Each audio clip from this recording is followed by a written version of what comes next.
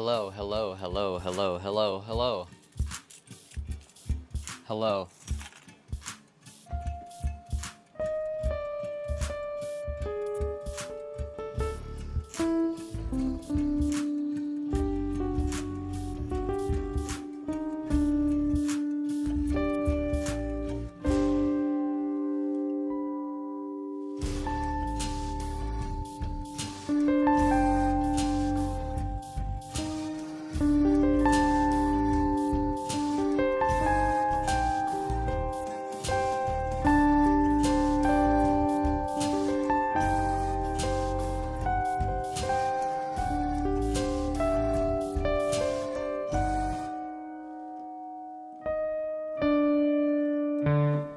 All right.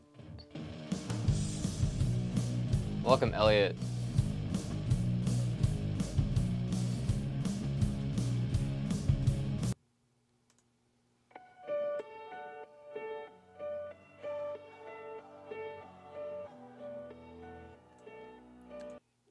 Give me some better music to talk over.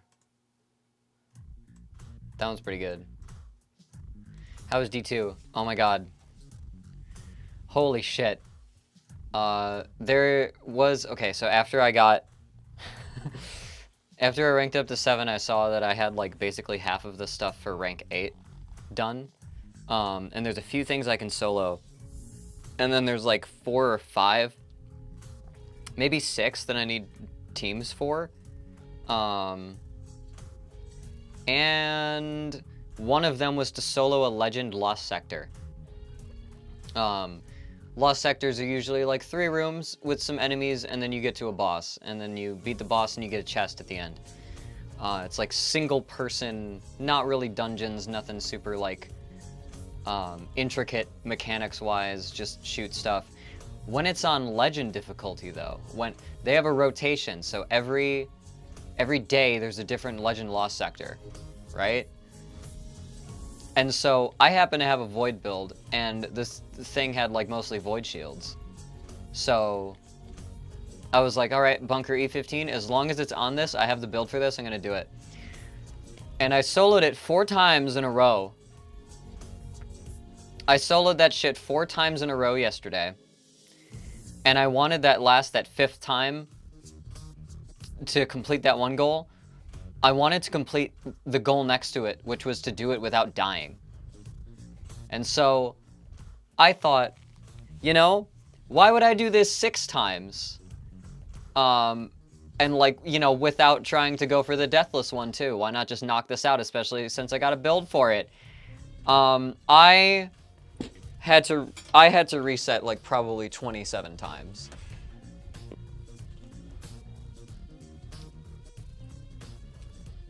But if you know me, if you've seen how I record takes, you know how I play video games. I am persistent.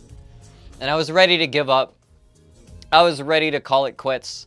I was like shutting some stuff down, and I was like getting some metadata, like YouTube upload stuff ready, and I'm like, I'm gonna go to sleep. And I just look at fucking D2 open idling, and I'm like, no, I gotta do it.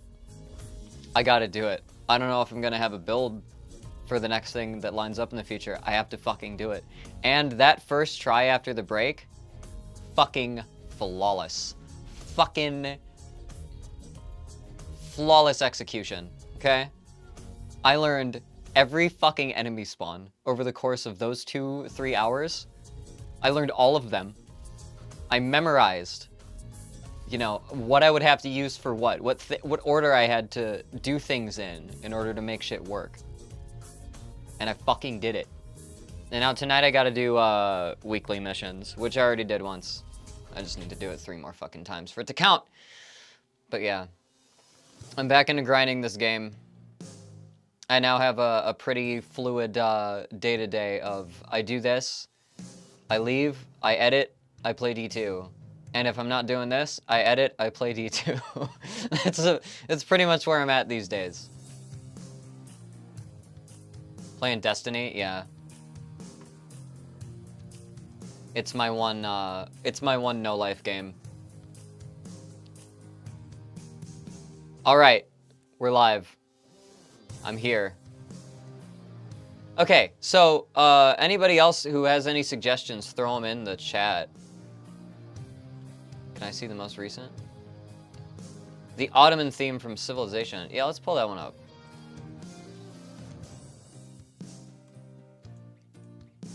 $413 is tomorrow. Should I do the 2 Homestuck ones?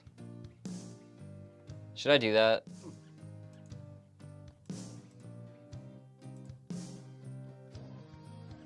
I posted that? Hell yeah. Someone suggested I should do music from Lightfall, but I actually, there's 38 tracks and I don't know which is what. It's a mix of 2 songs. Interesting. Alright, so I have Final Fantasy X. I have this Project Wingman soundtrack. The Ottoman theme. What else do I got? I listened to a bit of that Lisa soundtrack, Work Harder, and I don't think I can pull anything from that.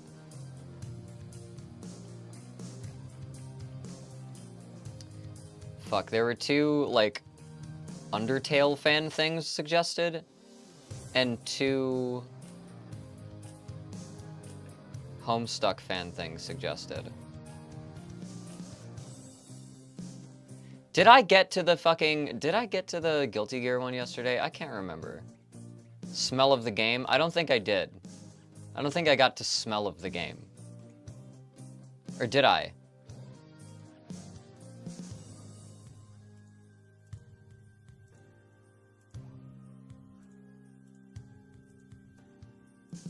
I don't think I did smell of the game. Oh my god. Okay, yeah. Let's add smell of the game. Okay, before all these.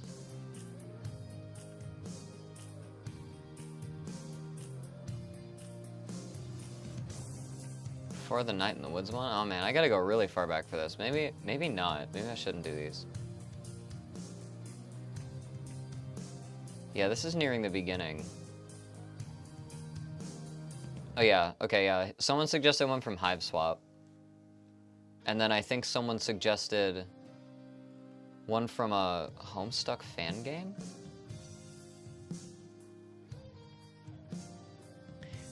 I think in the future, I think I should put in the VGM chat, I should put some like restrictions, right?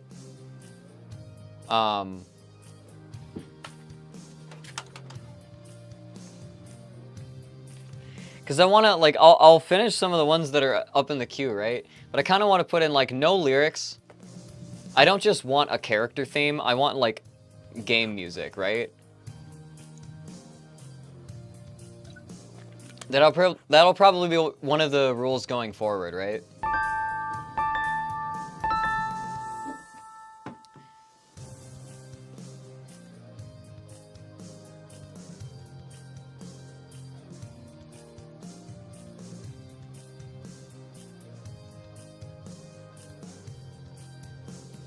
Does it say that I'm live? Okay, no. Yeah, there. Okay, now it does. Okay. I went for a walk before stream. It's really nice and sunny out. Spring has come, fall has fell. Or winter, rather.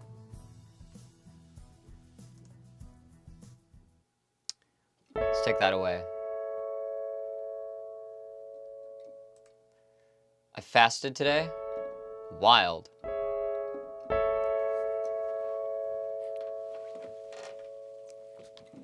I burn more calories when it's cold. It's because my body is trying to keep warm.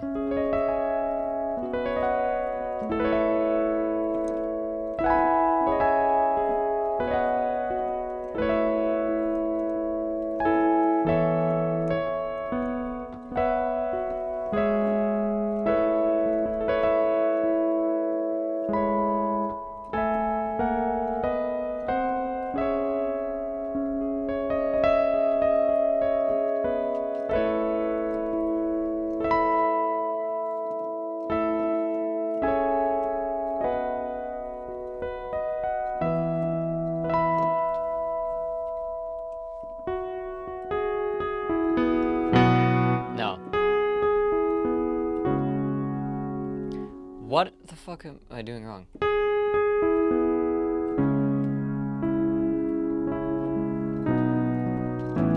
Get some warm-up in. I think a second rule I would want to impose is, like, no fan games or remixes. If something's like a remix of something and it's used in a game as like a, you know, game soundtrack, that counts. But I feel like sometimes people suggest stuff that's like, this is a remix of the song from this game. It's like, I want to hear what's in the game. That's what I want to hear. 2 long songs.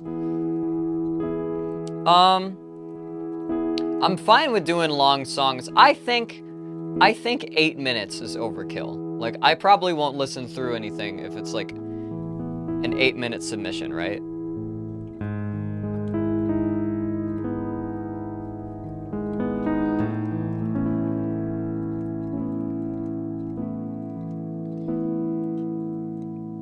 That would be, okay, so new rules going forward for submissions would be nothing with lyrics, no remixes, and probably no fan content.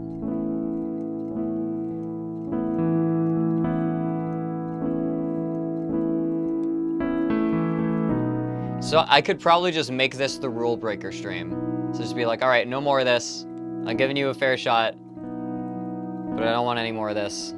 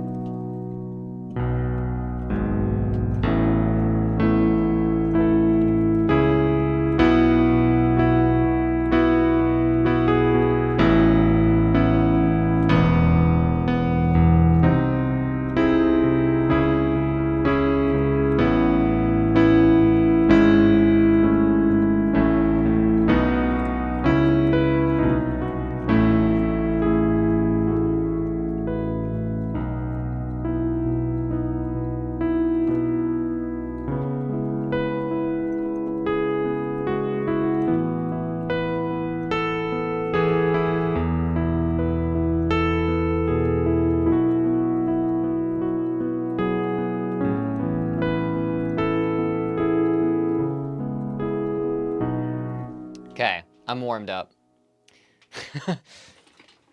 All right, so I think, let's see. I have 4 or 5 pulled up right now. I'm gonna do that Ottoman theme one. There was another, like, strategy game that had, like, a very interesting motif that somebody suggested the other day.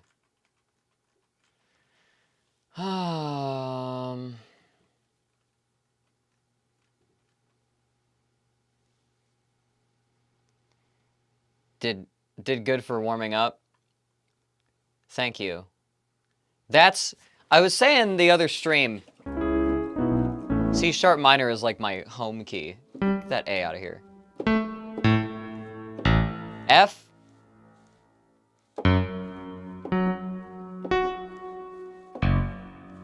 Where?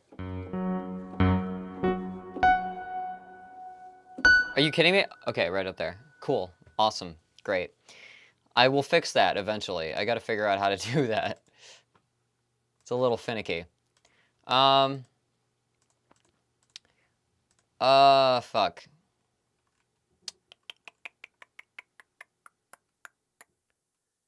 Did I do that a piano out of press button randomly? I at least know what note names are. It at least tells me which key I have to hit. But it could be one of 1, 2, 3, 4, 5, 6, 7. It could be one of 7.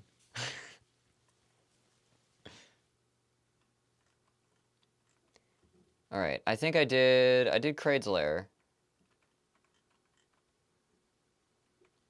I did that Persona 5 song. Did I do any of Corgi's suggestions yet? Did I load any of those up? Let me see. Did that one from Tarj. End of Eternity. I remember seeing... Did I listen? I think I did the End of Eternity one. Or did I?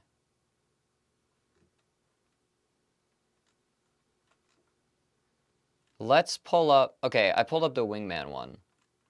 That one sounds more interesting. I want to see what that is. Okay, so Corgi suggested the Wingman one. Showdown. Yeah, that's that one. All right. Fucking...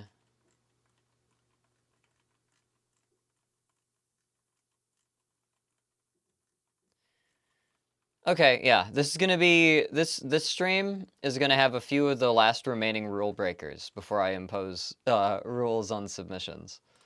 Let me open this one. And let me open this one. Come on.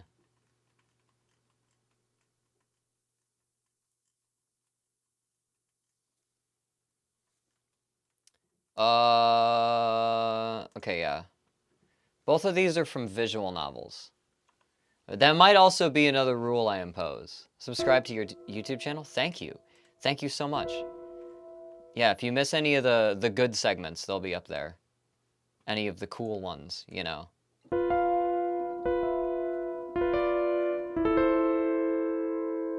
All right. I think we should be good.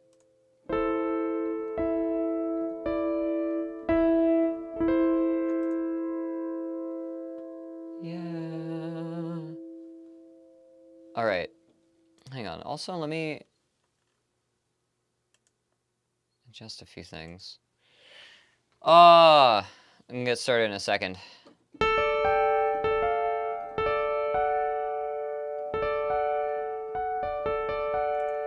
There's that. Now I just want to make sure.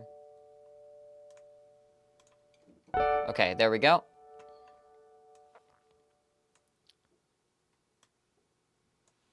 Give me that welcome to the chat room message. Where's YouTube? Yeah.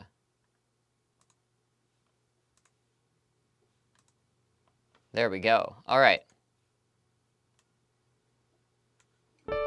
I'm ready. We're gonna do this for real. So, also let me put this back here.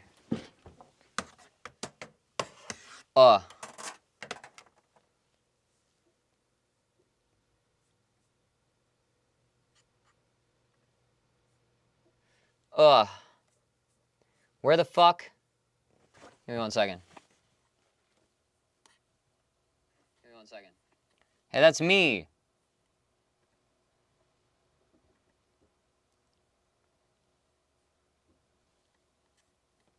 All right, I just want to make sure. I usually have chat up on another screen back there. All right. Let's get into it. So, Spoonie in the chat suggested Final Fantasy X's OST, a song called Besaid Island. I guess it's what plays on that island. This is almost 5 minutes long. It's probably going to loop twice. That's usually how these things go. If I detect it's looping, I'll probably stop and start actually giving commentary. But I'm gonna listen once through all the way for vibes, and then go back through, starting and stopping, and trying to figure it out musically and seeing what I can glean from it.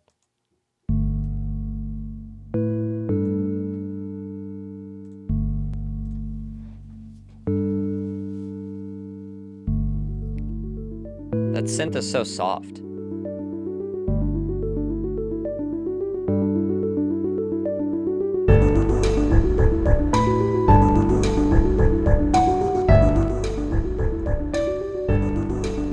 Very strange percussion, but I really like that light synth arpeggio with sounds like piano doing a melody under it. Now we have chords.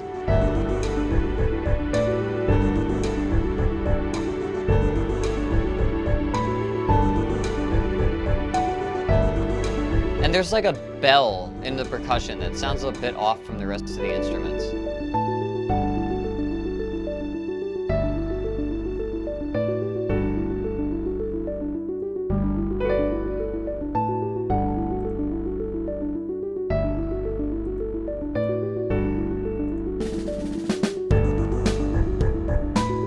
Okay.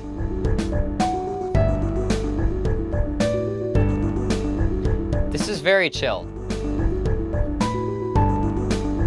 It's very, like, good feels. That percussion is kind of weird, but it just sort of makes it sound like a pleasant but exotic place, you know? Very quaint. It almost sounds like a church bell.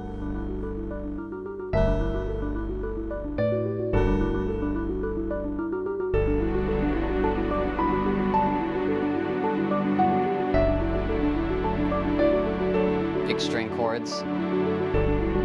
Sounds like some suspended intervals happening there.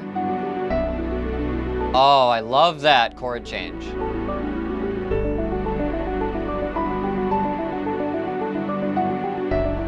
Five.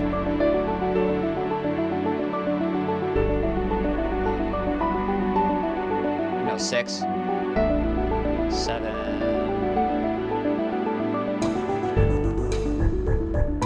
Okay, yeah.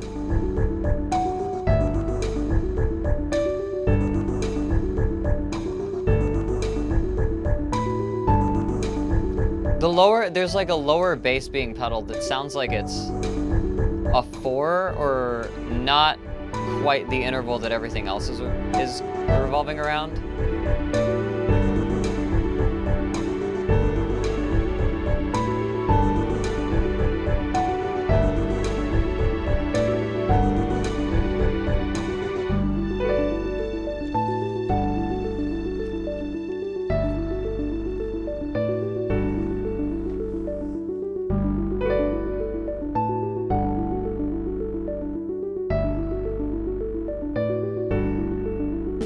Very chill.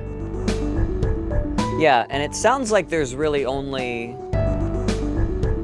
There's those weird percussion samples, there's the arpeggio, there's the piano, and there's occasionally some strings. And that's about it. It's not super layered. This church bell comes in sometimes.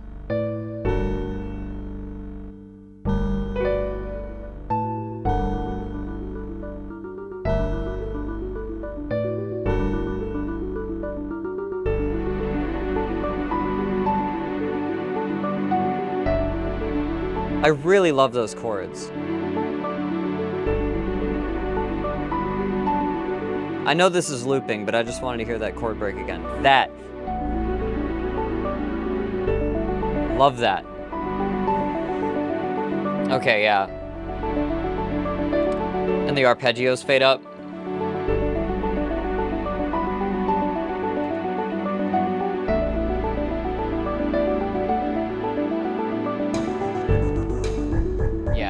Back into that. And then it fades, I think, yeah.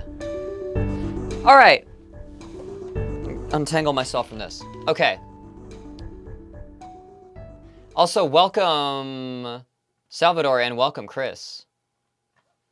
Sorry, I couldn't comment during the first listen through. It's for YouTube reasons.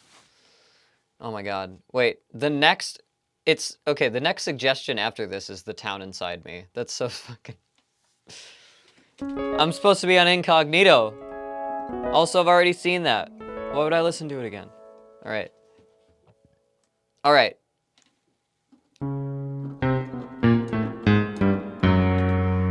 What key are we in? Okay, right away I hear...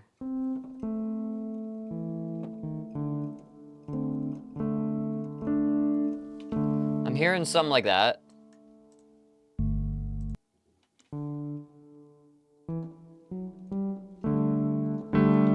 Is it a sus4?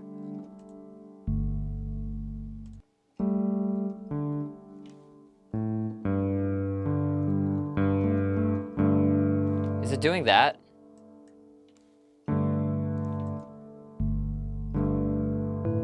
Yeah, so we have, what? Where? Okay, there. So we have a G sus2. It's G sus. We finally have a G sus. We found him. He has risen. Okay? So we start with G sus2.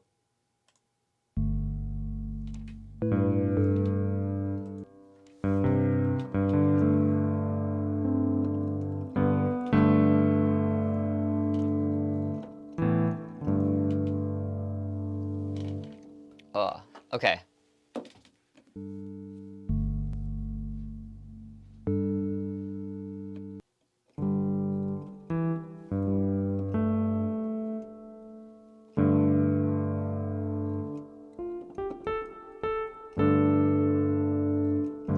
It sounds like we're not moving chords so much there. It's kind of rocking between octaves of the same thing going on.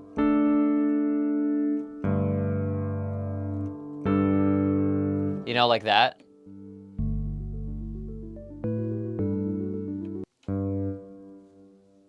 Okay, what is the first bass chord there?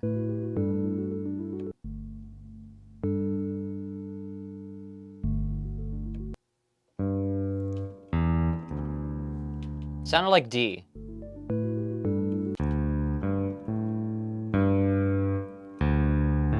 So I'm hearing D with a 5/4. And that is actually the same notes as that G sus2 we were playing before.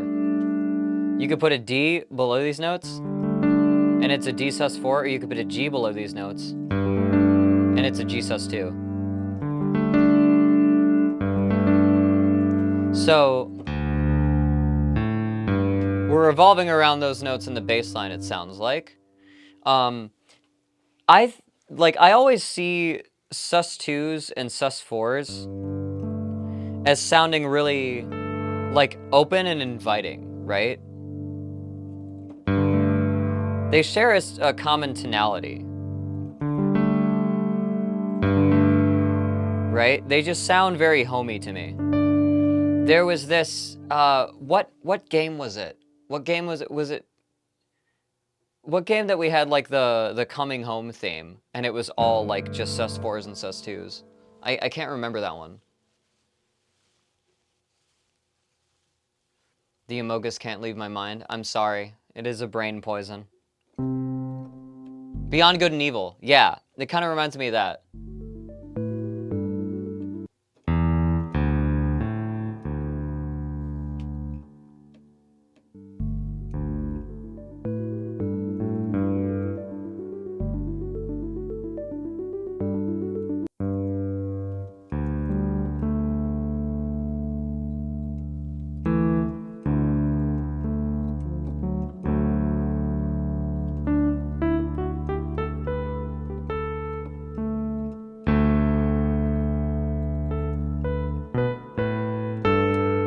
So, what's interesting about the upper voice in those, like, synthy string stabs is that they're always doing...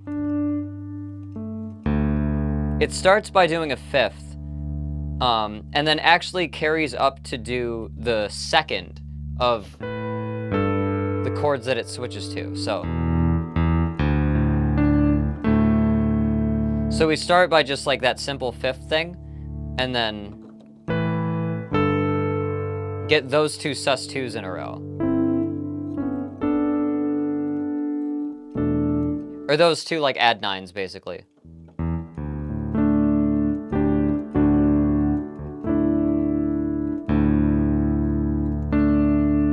So we got...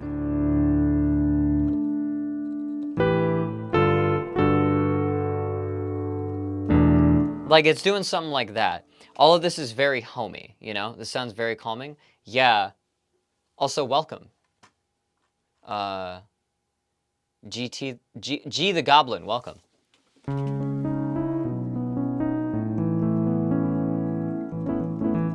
All right.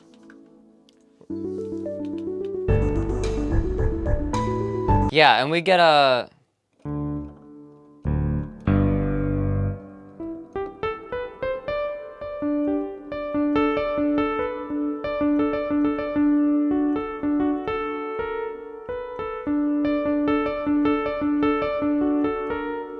We're getting something like that, like arpeggiating in the upper synth here.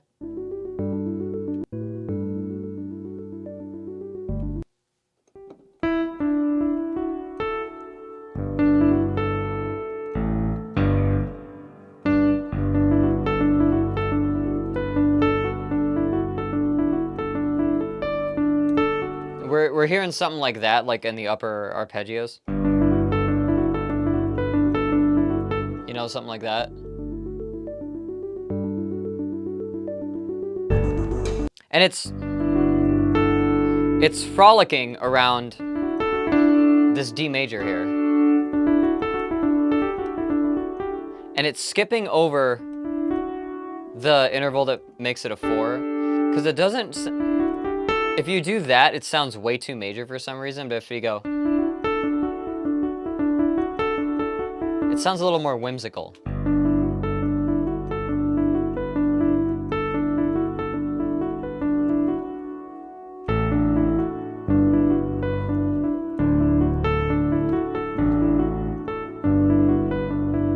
You know, doing something like that, with those chords moving under it especially, it sounds very familiar and comforting. There's something about, like, the scale function of all these, if D is 1, right? 7 steps until we, well, 8 steps till we get to the next D here, right? And these two in the middle, almost in the middle, like... These are the perfect intervals, right? A perfect fifth will define the low note below it as the root.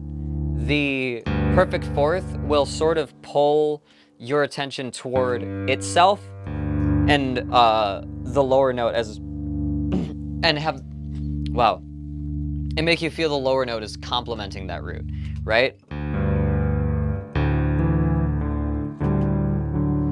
And when you stack fifths, you get those... You get those.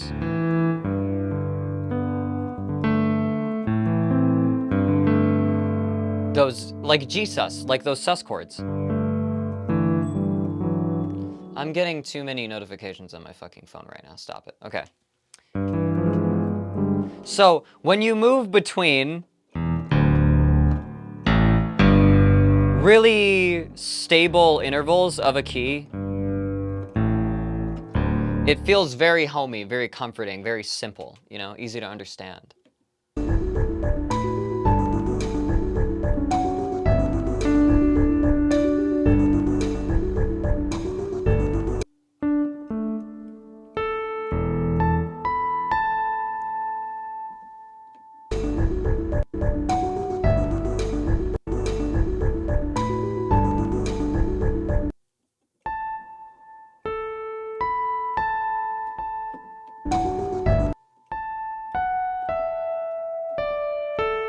Ah.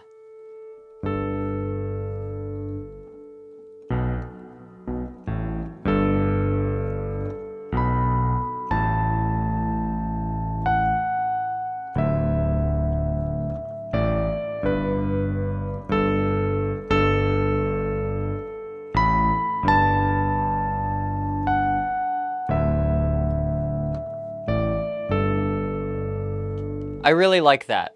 That also is doing a lot of, it reaches up past the octave. The melody reaches up past the octave, starting on G, which I think, or no, starting on A, which is already a second, and reaches up to the 9 of that A, right? So this really loves the sus 2s and 9s. 2s and 9s in music are the same thing.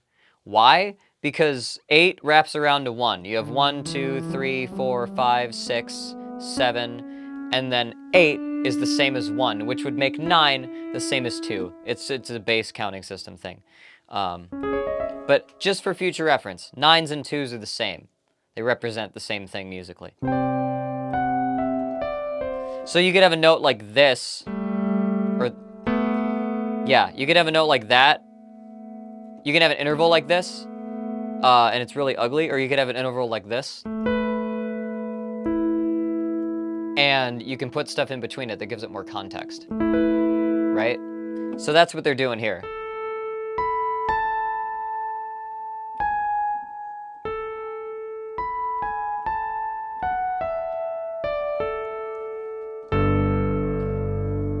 And just over those big, simple chords, it basically, the rest of the notes in it, that's an octave. That is a 7. No, that's a 6.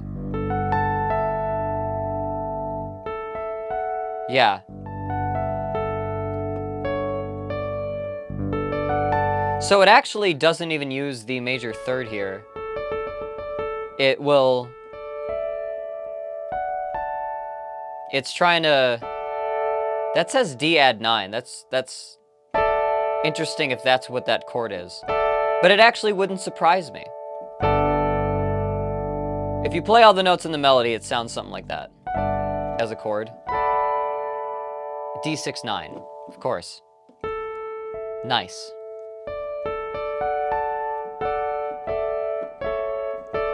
But basically, all of this is keeping to relatively simple intervals, relatively simple, but comforting kind of melodic and harmonic elements and interplay. And there's not even a whole lot of emphasis on major chords, which are considered the happy chords. I think major is a more like triumphant, excited kind of happy.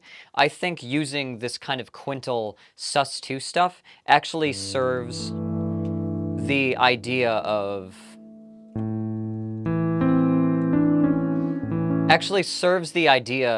like being familiar and being comforting better. I just feel like there's so much more... E? E? E? Where the fuck? Okay, there. Comforting like that.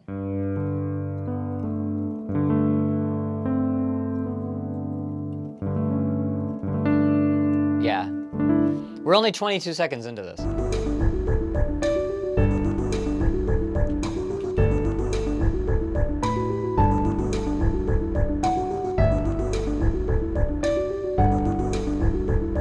The percussion is very non-conventional. We do have something doing like an offbeat 1, 2, 1, 2 in the background. We do have something doing that, but the rest of the percussion is kind of this, almost playing it like it's its own part rather than being percussion. This and then 3 of these lower gung gung gung like hits. It's very strange. It's not it's not really traditional like percussion, but the meter and everything is sort of held together by that arpeggio, doing the, you know, that thing.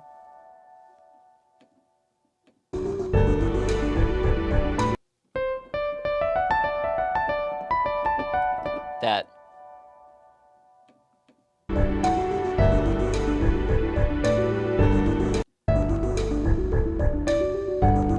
Okay, so then we get the strings. And that church bell. And that church bell is going to mess up my ability to hear the strings, I know it.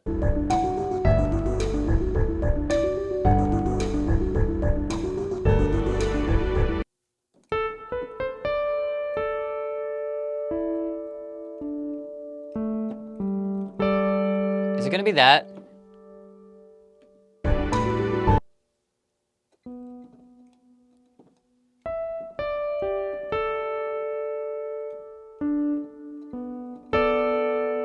I think I hear that in there, but I'm not sure.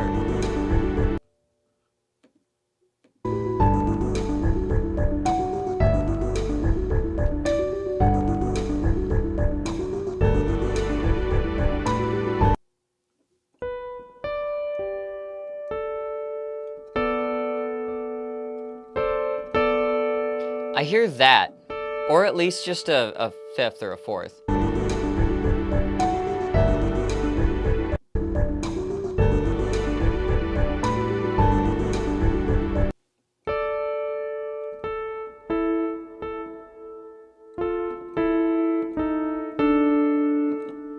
it just doing down the fifth like that?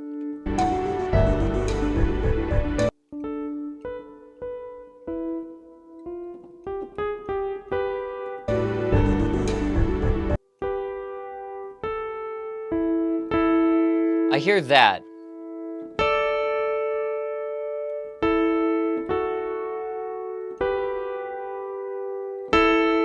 I hear something like that in the strings.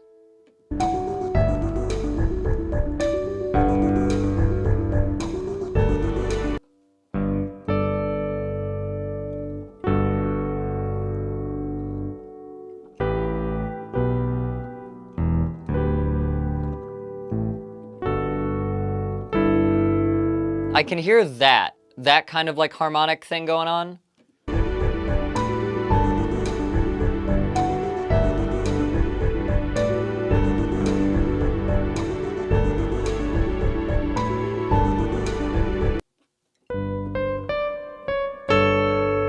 Yeah, and then it moves up. Instead of doing this fourth, it actually moves, not moves up, but it moves the top note down. So we can have a major interval. But over the root, it's not. I think though this, I'm so totally sure that this is a...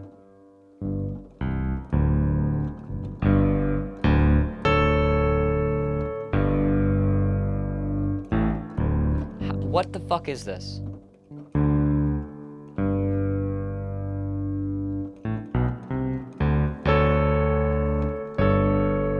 Yeah, we're like droning on 5 for a while, or 4? Yeah, we're droning on 4 for a while. And so this ends up being like a really weird chord that actually isn't a... Where's the C? Oh my god. Which C am I hitting? I didn't hit that C. Okay.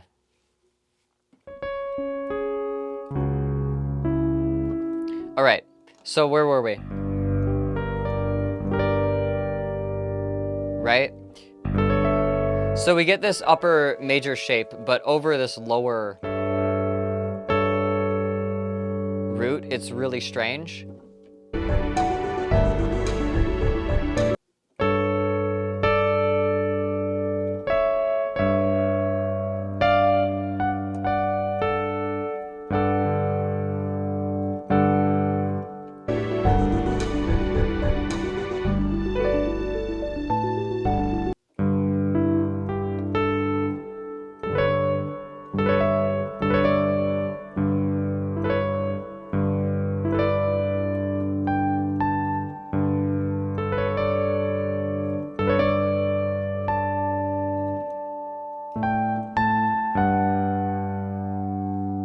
Yeah, all of this, now the strings are the thing that makes things interesting, because everything else is sort of revolving around that sus2, sus4 thing between the G and the A and possibly D, and the strings come in and actually add some more flavor, right?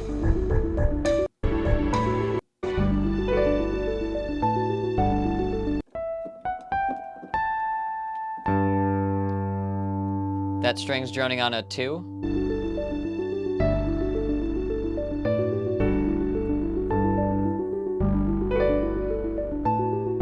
Yeah, so it ends.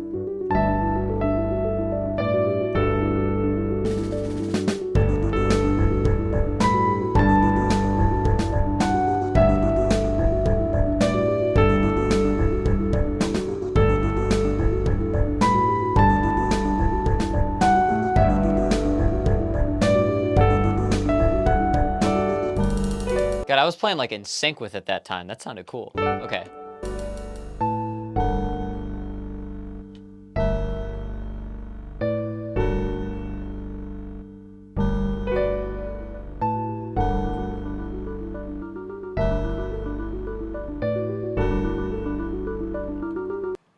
Okay, that little upper...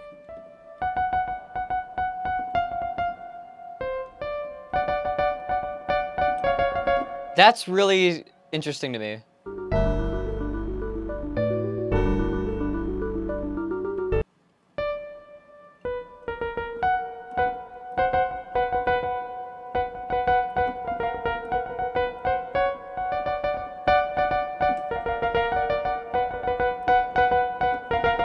Those 2/5 just kind of knocking back and forth like that.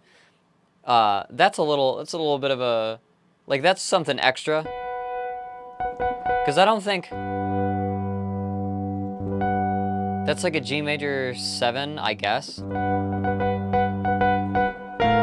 And then that's nothing over the other chord. Not really anything over the D either.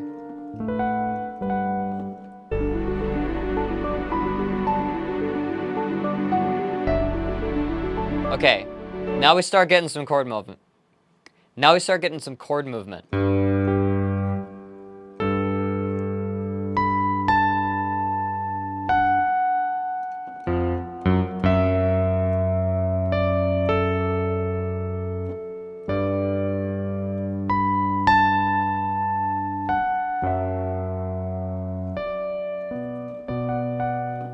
I think we do that.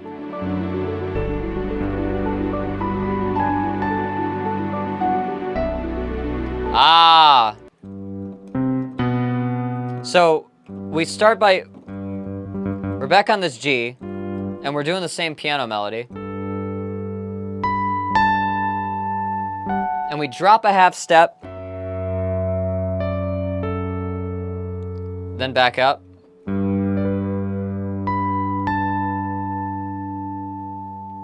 And then we move up to, I believe this is, this would be a 3 if we're in G. This would be a 6 if we're in D.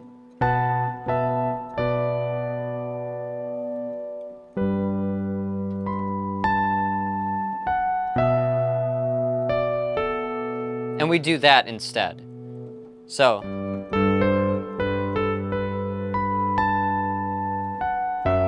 when you go down, it sounds a little bit more tense, right? Because it's that half step down.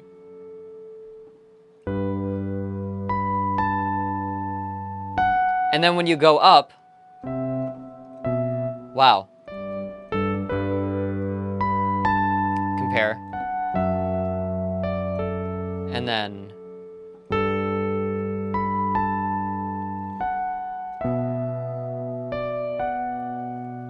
that just makes it sound, that I believe has to be the deceptive cadence, right? Because this would be the 3, so this would be 4/3, and then this would have to be 6.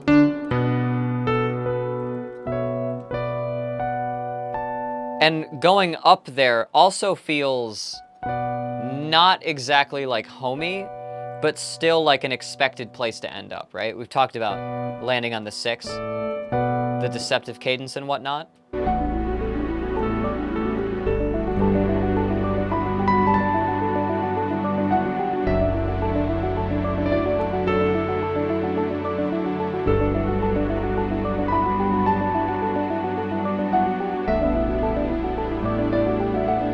Yeah, and then instead of jumping up to 6, we go from this 3. Wow.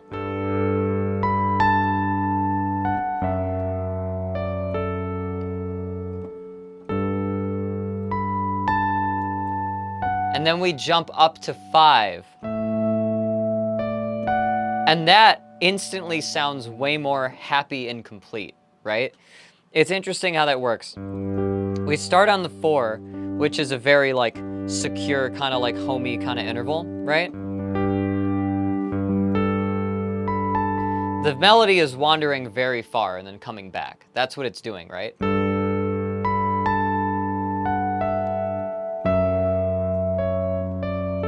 And every time it comes back, every time it gets to the coming back part, it moves somewhere else, right? And then we start back at that 4.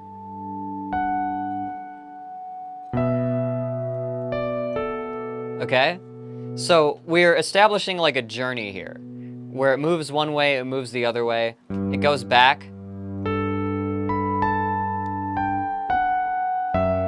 does that again, expected, and then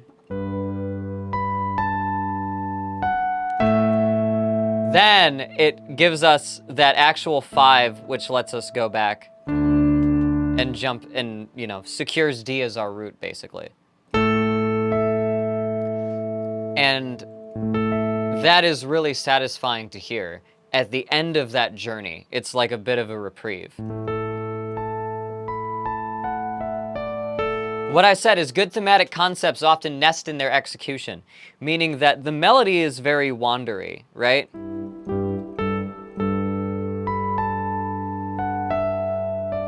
The chords under it are also very wandery, even from the get-go, that they're not even on 1. They're on 4 when they start.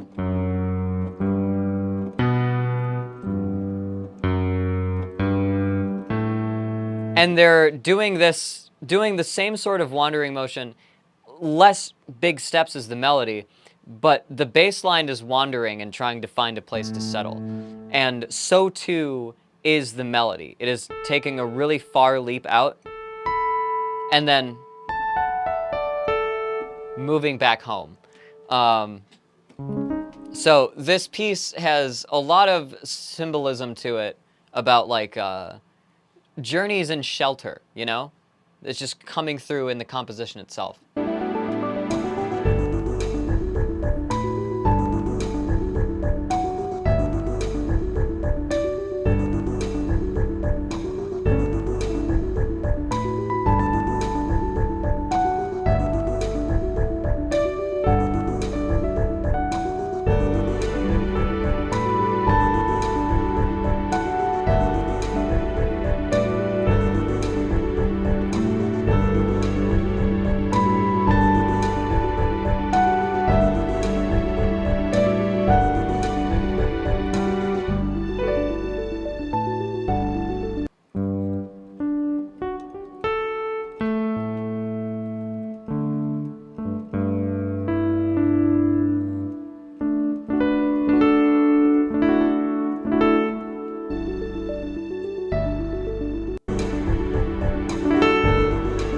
What does that piano thing do at the end of this? I want to hear that.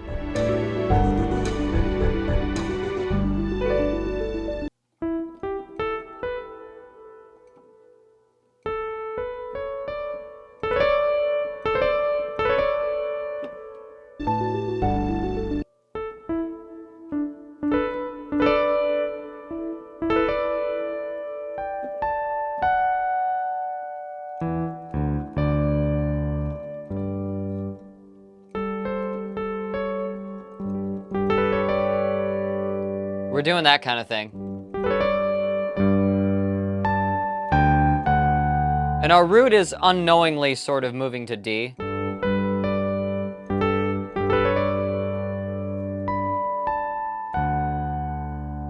When we do that,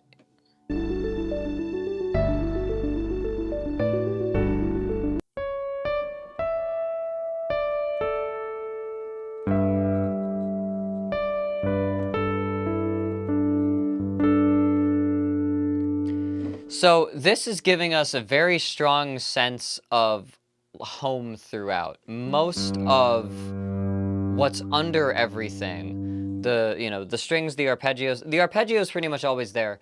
This low piano note is pretty much always there. It moves around in one section a little bit. Very good motion in the one section that it does. But it sounds like most of everywhere else, it's just this droning.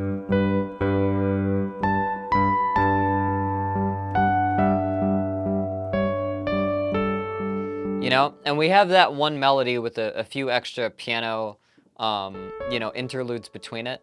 But there's something really satisfying about hearing that melody when it comes with the chord changes.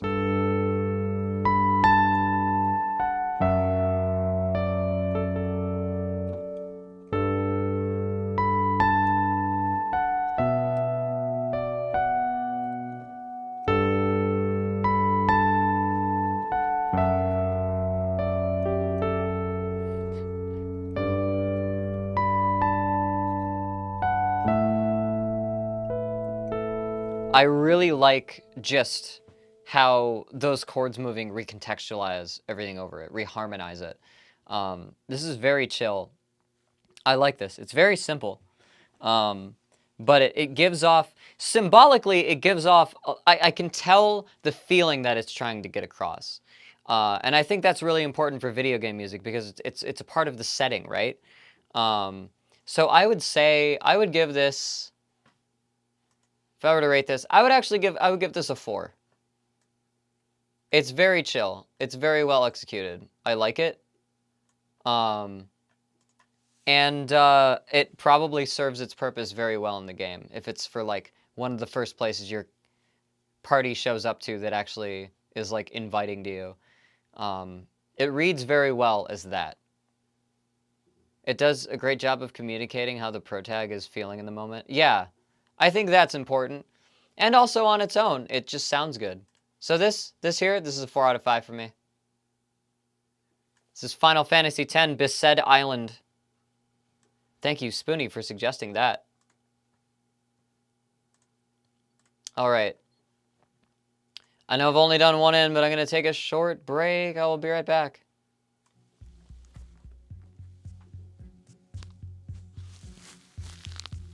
Oh, fuck that song. Yeah, let's do that one.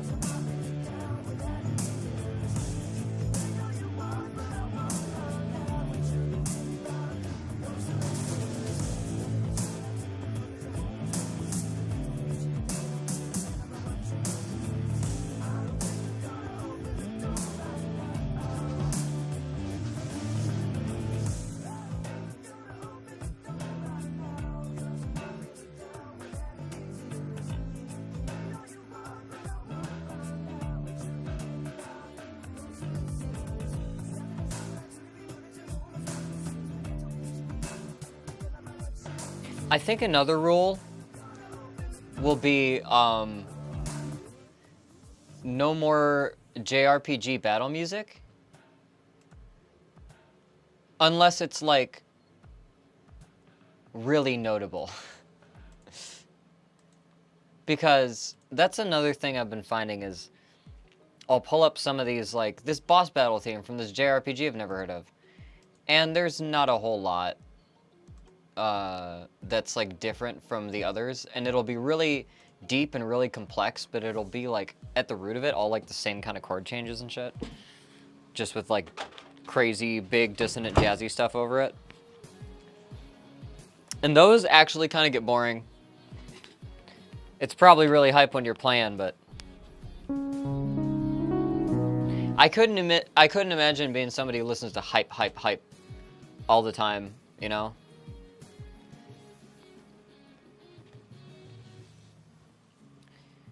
I mean, you hear what fucking my music sounds like. You're hearing it right now. Go to case.dog/music.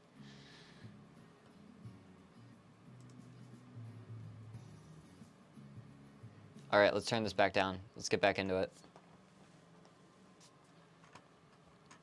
Pip main. There I am. RPG games aren't for me. I like some RPGs. I no-lifed PSO2 for a while.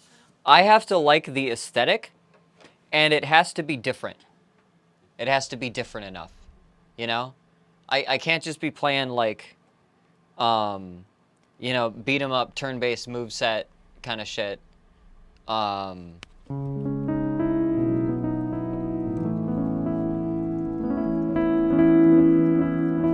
Not my thing.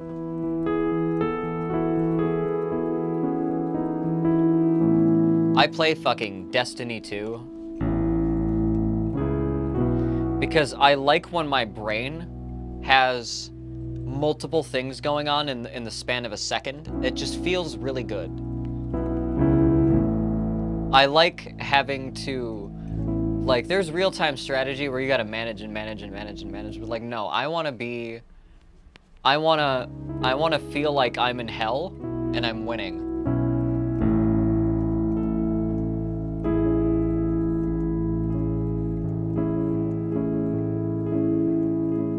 Also, welcome, Andante. And Jackson Collins. Are y'all on YouTube? Yeah, hello. Welcome.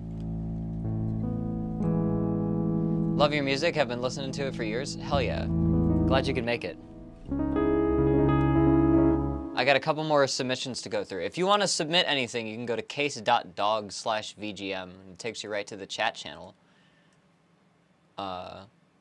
See what I can get through today. I have that set up. I have Nightbot set up on Twitch. I don't have it set up on YouTube anymore. I gotta change that.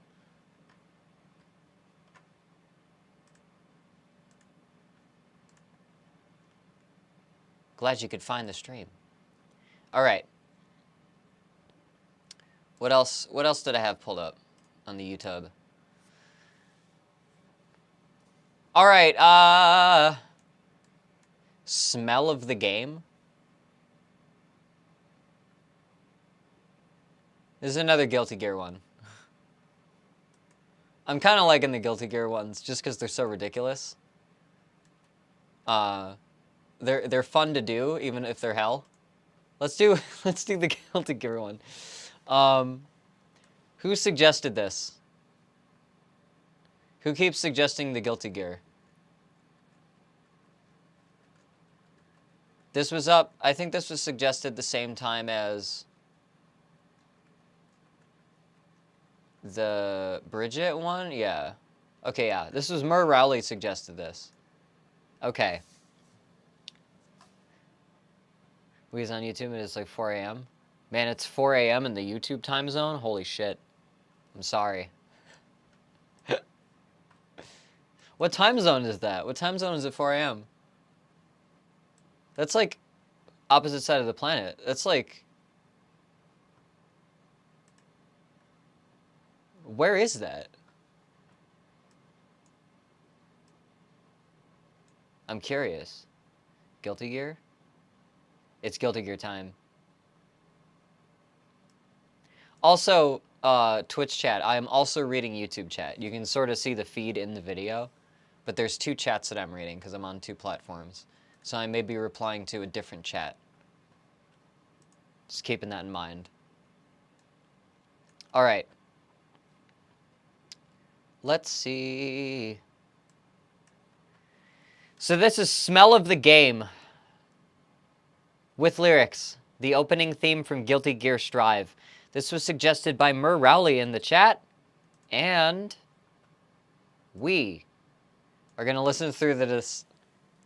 We're going to listen through to this whole thing. I'm going to give my vibes the first time I go through it. And if these Guilty Gear songs have anything... Oh, God. If it's anything like the other Guilty Gear songs, then we're in for a wild ride. And then I'm going to go back through it, start and stop, and try to analyze things. Let's go.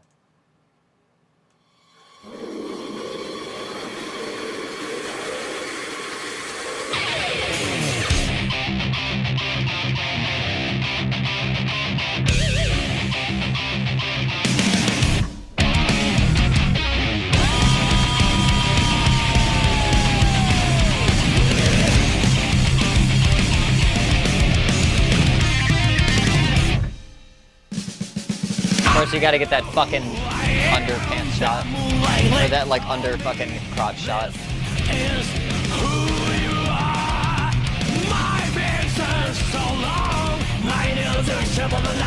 This sounds like fucking Saint Anger.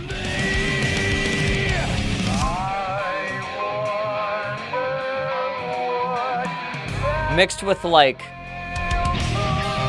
That is bullshit blazing, still my heart is blazing. If the word kill me, I don't need a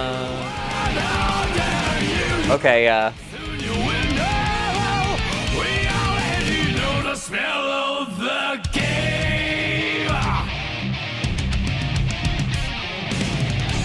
those are some riffs.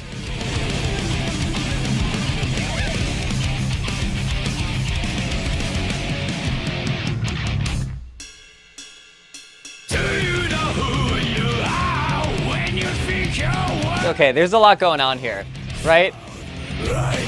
I'm kind of just like watching the video, but this is just a fucking metal song, right? Detuned guitars, it's probably like drop D or drop C. Definitely lower. It's definitely lower than drop D. That is bullshit blazing, still my heart is blazing. If I And they just add some more synths and piano layers and stuff to give it color in the background.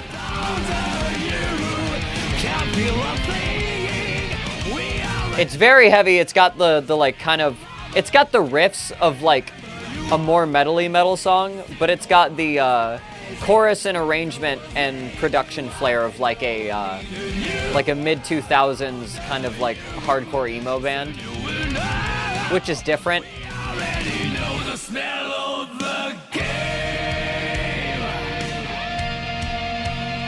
Very growly vocals.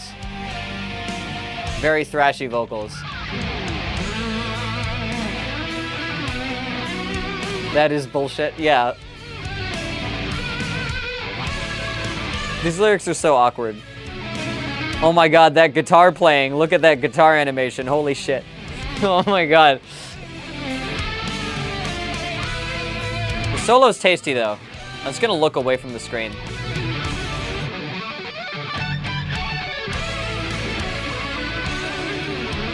That's some tasty melodic lines. And harmonizing too. What am I? What am I? What am I? That's an orb. You're an orb. Oh, okay. You're a woman dressed in red. Mankind knew that they cannot change society. What is this? So instead of reflecting on themselves, they blamed the beasts. But they found beauty in the lives of beasts and couldn't lie to themselves about it.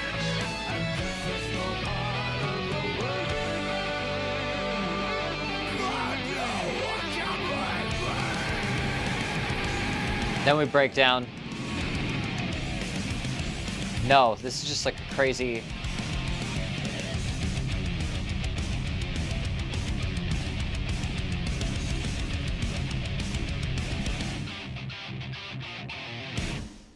Can't you see I'm blazing? Still my heart is blazing. If the Okay, deconstructing the chorus for a bit, and then building back up to it.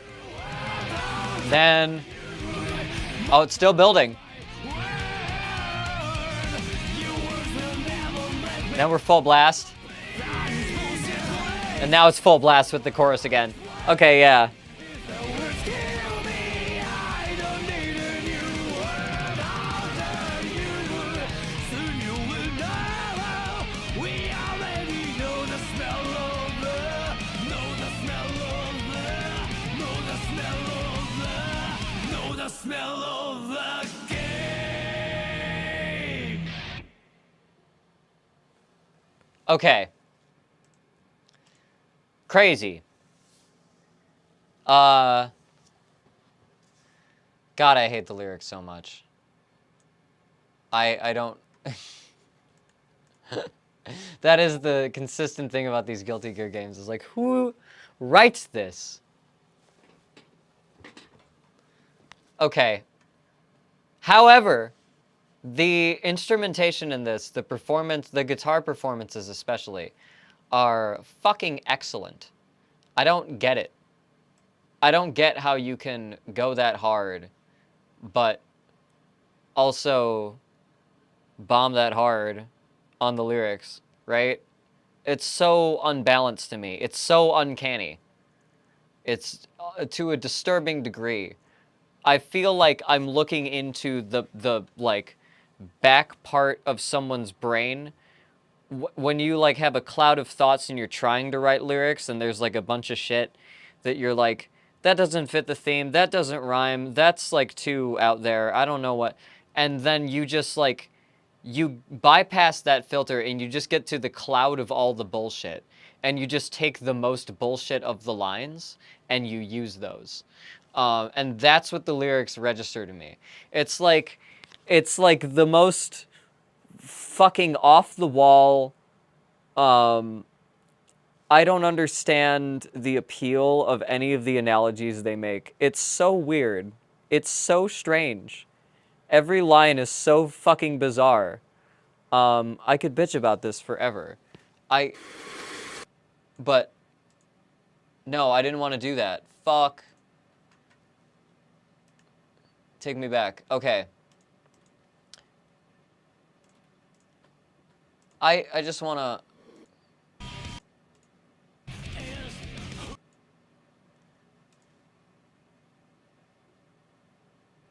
My nails are sharper than ice. That is me. Like, just... Okay.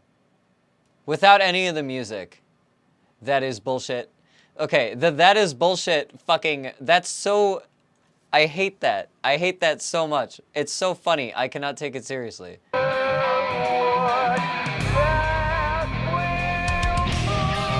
That is bullshit lazy. That's so fucking... That's so dumb. Like, it just sounds... Everything sounds so awkward. These songs kind of sound like they were put through Google Translate a few times. Yeah, sort of. That's the vibe that I get from them, yeah.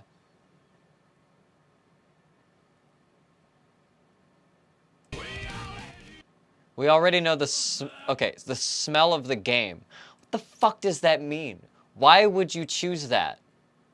What leads you to the... It has nothing to do with... like, blazing? It doesn't have... What will I prove? I don't need a new world order. Like, what the fuck? Like, none of these things... Okay. It's just kind of spitting lines, right? It's just like, this phrase sounds cool. It... Making me think of the Beastars opening. Beastars opening is very similar, yes. I think the Beastars opening is a little more awkward. If Joker had a metal song... Like, which Joker? Like, Batman Joker? Guilty Gear music is going to Jokerify me. I will say that. If I haven't already been. I'm pretty Joker pilled IRL. I'm gonna be real.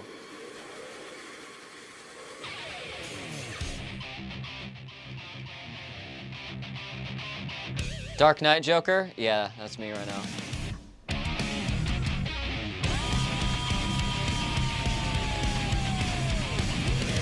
Okay, what the fuck key are we in? We are in C! That can't be the lowest note, though.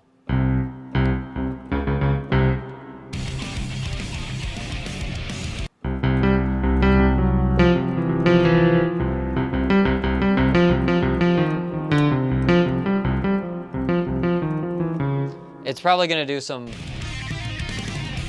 like that.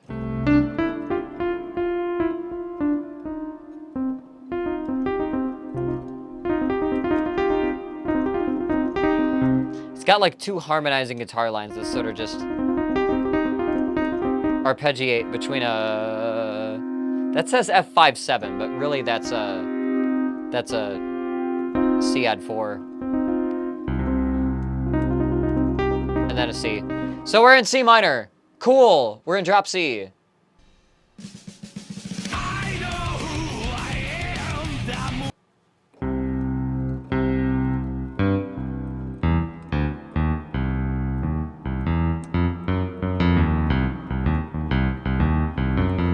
So the guitar riff is doing something like that, right?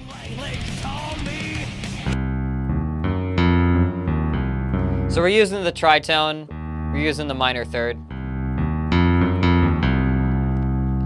Very common in metal riffs.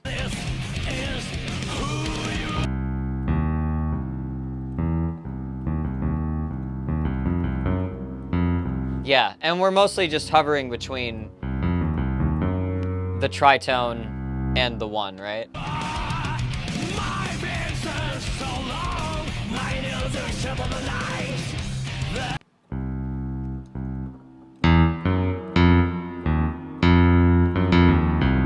Yeah, it's still just kind of dancing around that.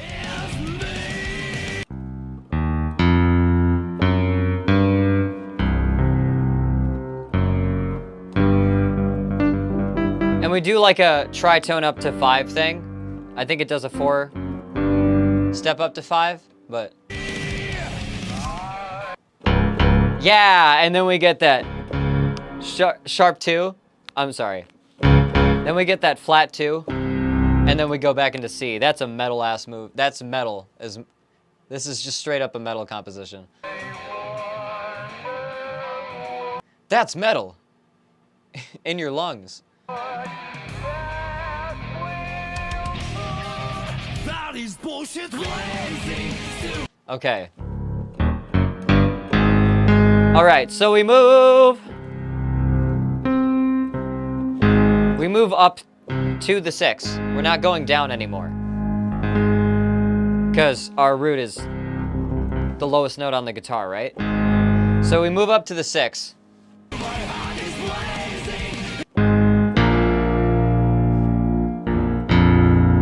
And we're just doing power chords on the 6 and the 7. No, is that right? Yeah, okay. So we're just doing power chords on the 6 and the 7. And we, I'm gonna be saying that is bullshit blazing for the rest of my life. This shit's brainworms, okay? Anime, not even once. If the word kill me, I don't need a new one under you. Soon you will know. We already know the smell of the. Okay. Still my heart is blazing. If the word kill me, I don't need a new one. All right, yeah, and so now we got.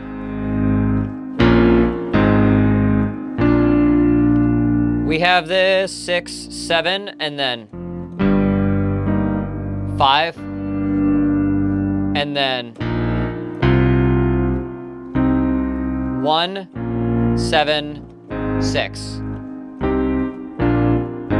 176. Back to that.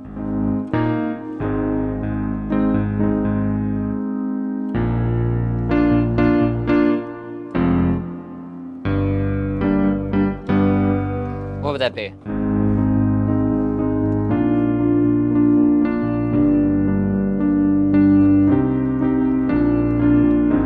So we're doing that, right? Which is almost... Or wait, is it? Is that the Rickroll?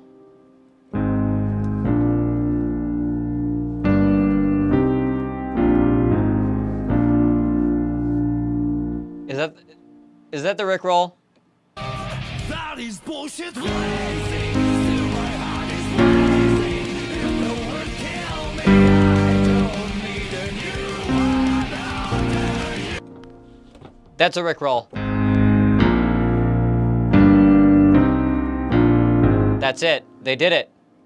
They did it. Fuck. So that's 6. Wait. Yeah, 6, 7, 5, 1. Fuck.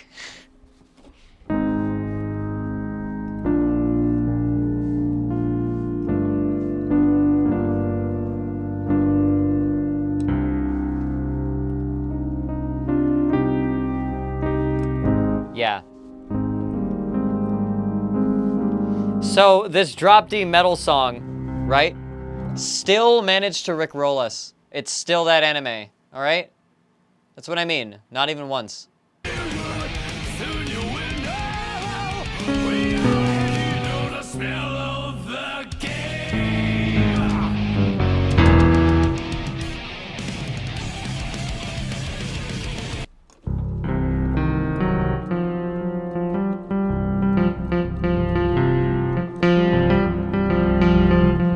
More guitar riffing.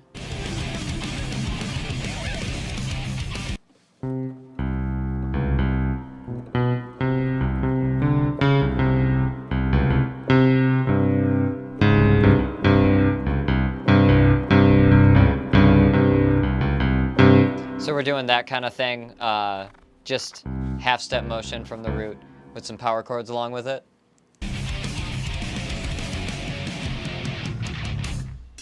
Yeah, and more of that fucking... More of that, like, half-step, like, just chugging into the... back down into the root. Do you know who you are? I really like the riffs in this. I would like to hear an instrumental. Sound like your own. You're trapped in the toxic created by this world. That is who you are. No second will say that I must be dead sometime to wake up.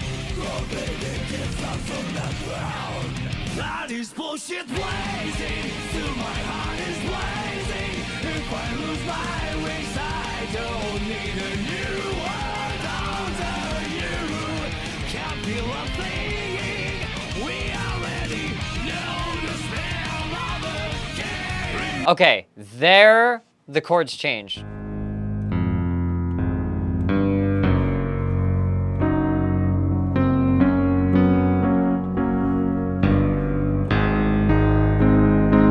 And it changes this. It goes to like a tritone. And it makes this a major chord. And then uses that to jump to the 6.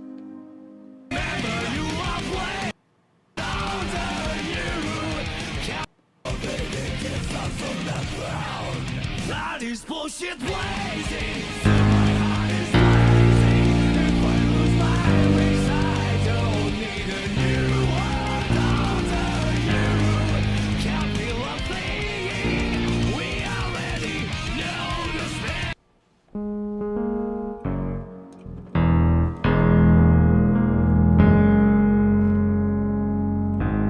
Oh, I think it does that. I think it does that.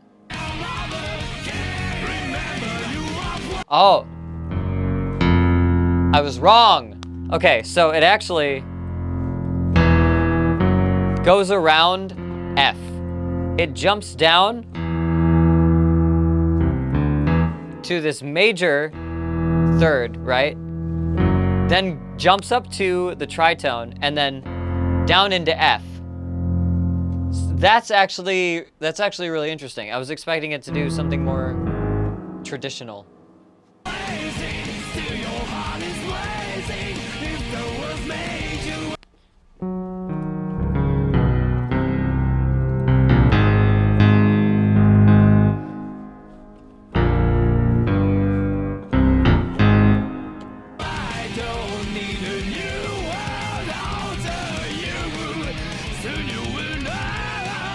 Ah, and then we get a...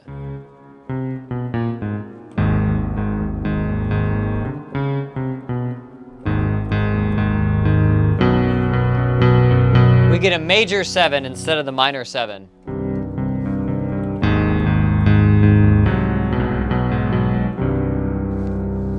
That's another cool little thing they sneak in. Yeah. I hate that line so much.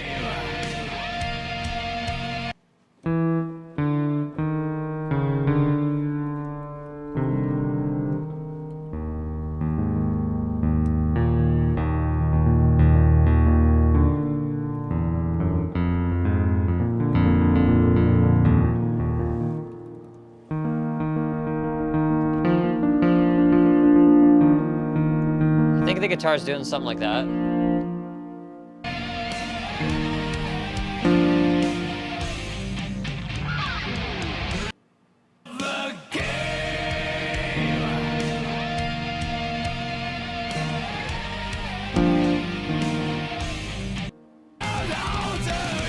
No. What's it doing?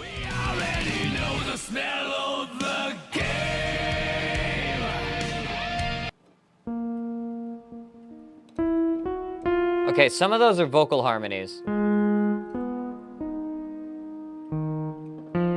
I think it's... Is it moving to like...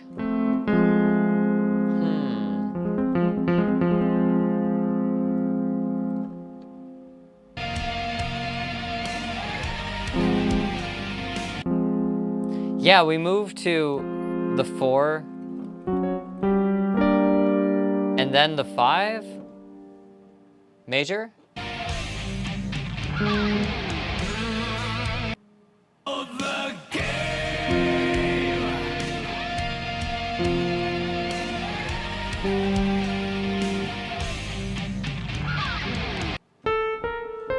And then we jump, okay, so 4, then 5, and then 1.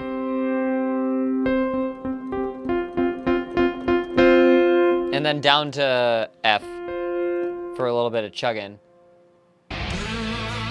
Okay.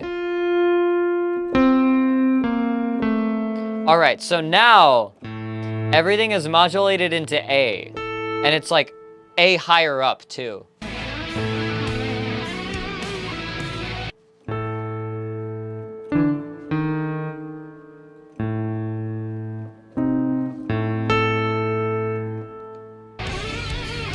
Okay, how does this move?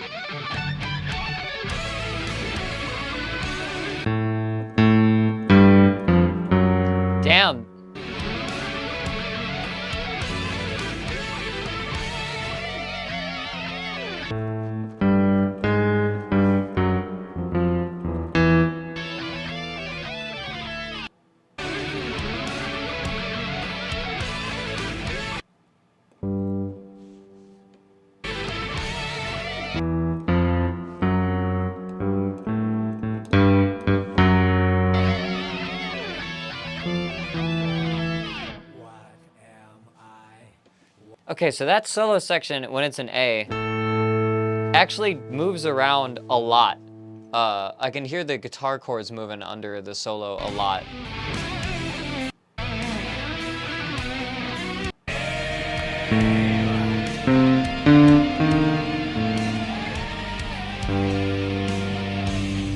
Okay, then we're in A.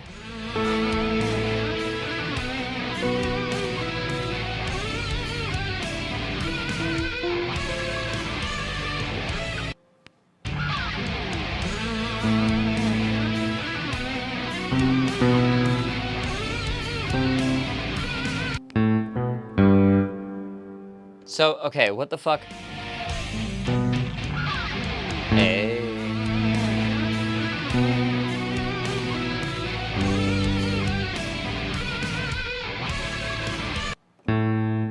Okay, so when it first starts, it's A, B, but it sounds like it's doing like sus, like nines.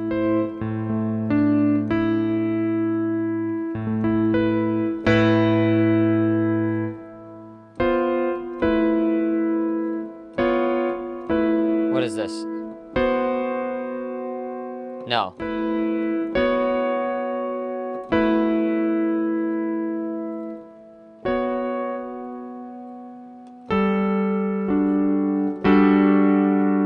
It sounds like we're, like, it's not just those power chords, right?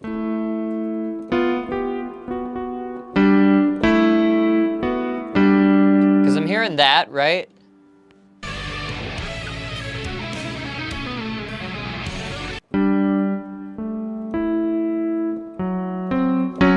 Yeah. Okay, so this would be a minor 7 and a major 6th if this is 1. And then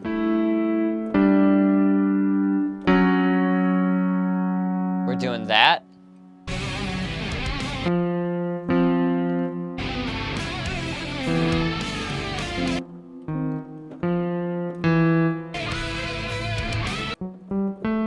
Okay, then it goes back to A.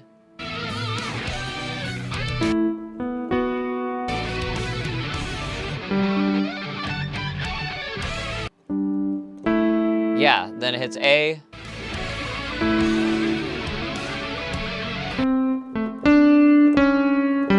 No.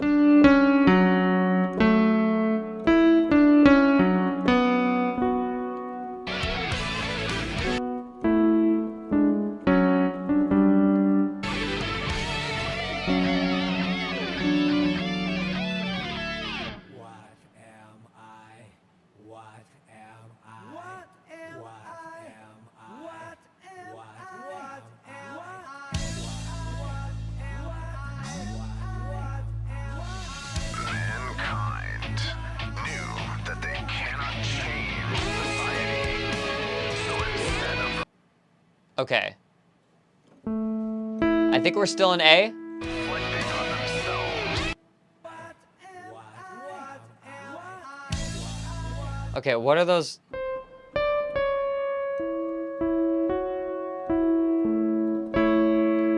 That's just a C. No, that's an A. That's an A major.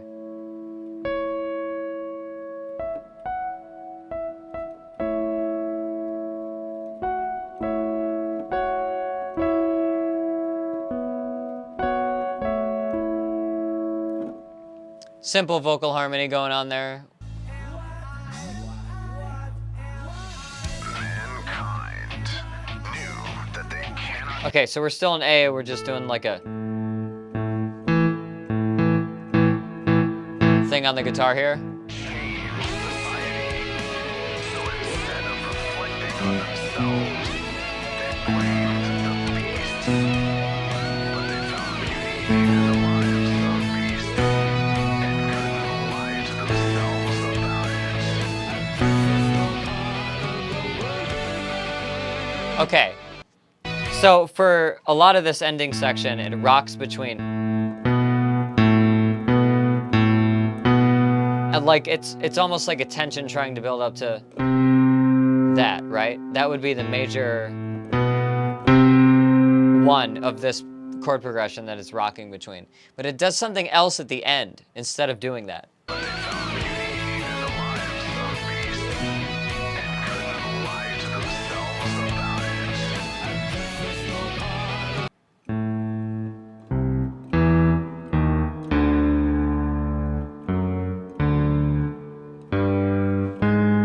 it. Does it do that?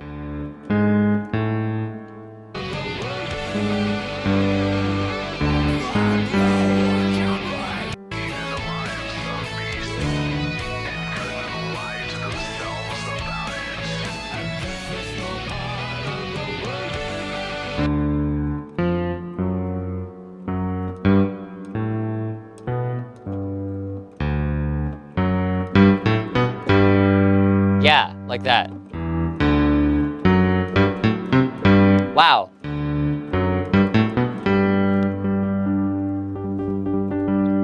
Interesting little tail there.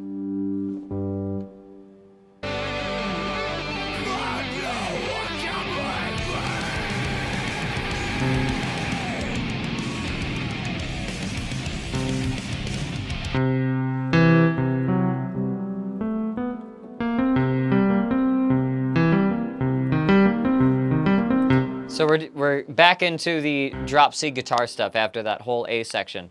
That's cool.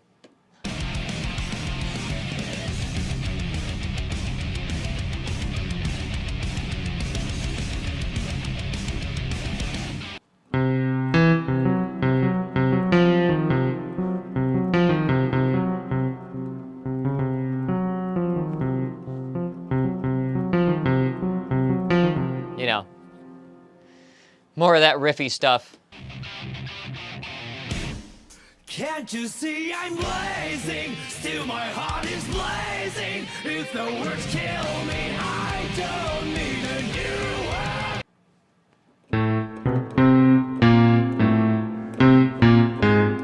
word. Yeah.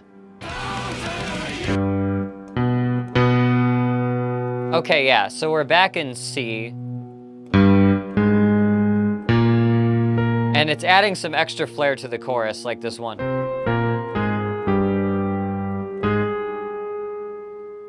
You know? My time is my word. Your words will never let me disappoint. Then I'm hearing something like that. That is bullshit blazing. Still my heart is blazing.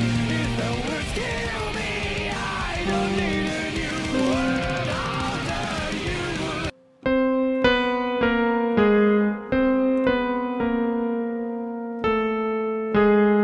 Ah, okay, yeah. Soon you will know. We already know the smell of the, know the smell of the, know the smell of the game. And what is that last chord?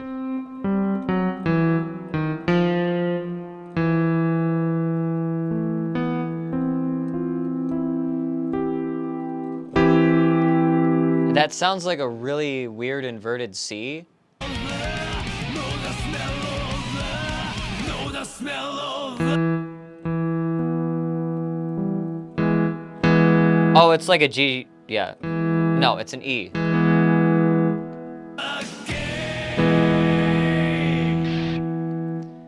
Weird, it ends on an E.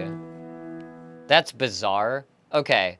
So yeah, most of this is just guitar riffing in C, and when it has to do these long drawn-out chords, it seems to move around closer to A. It has a whole section where it's doing like more drawn-out chords in A, where the guitar solo fits over, and then once it's done with that, it's just back into C and doing, you know, some some Rickroll patterns to get us through the chorus, just to have some vocals over. And then just kind of goes nuts. Doesn't really move a lot root-wise, but it does move a lot riff-wise, you know? It's doing a lot of like, you know, that kind of creepy stuff. You know? The things that you do on metal guitar.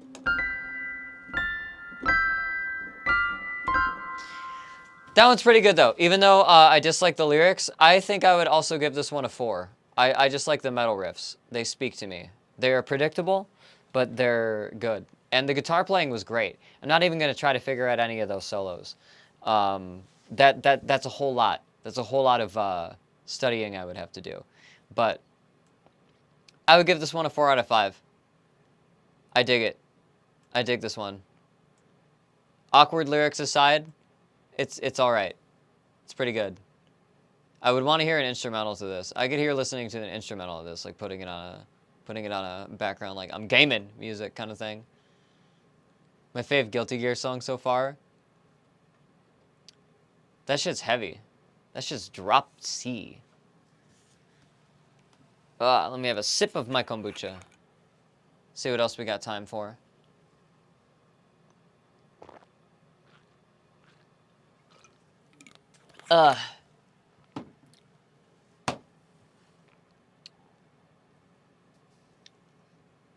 Ottoman one? Yeah, I think that's next. Yeah, that one, Showdown, and then...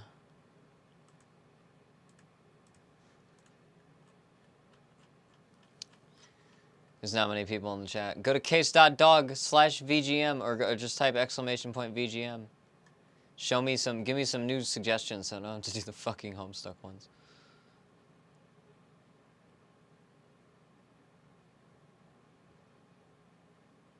That's my threat, okay?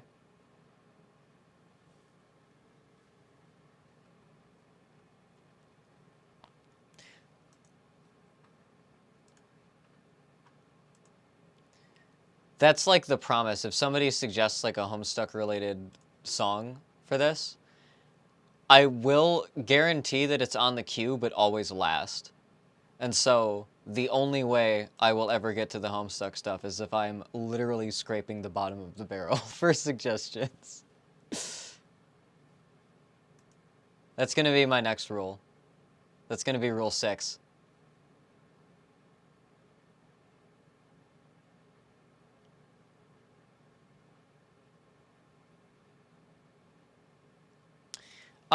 Let me also add Walmy Wormsmouth. Wait, what the fuck? Walmy Wormsworth. Yeah, let me add yours to the queue. Alright, and that's another 3. I think we'll be good with that.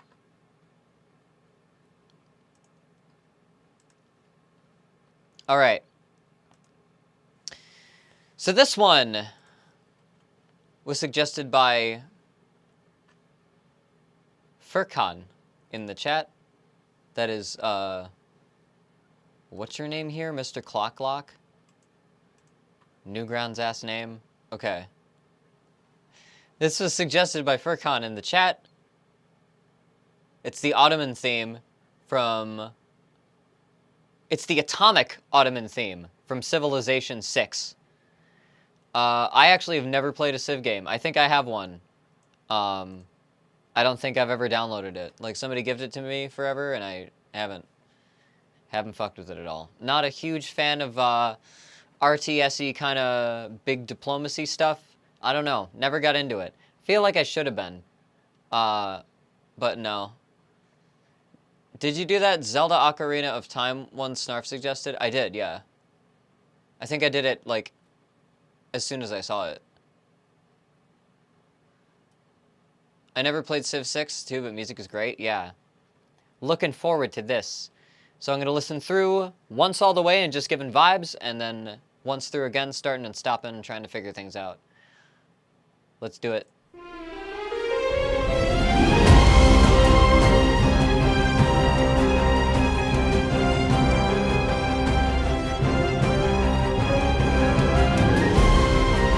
Okay, are we using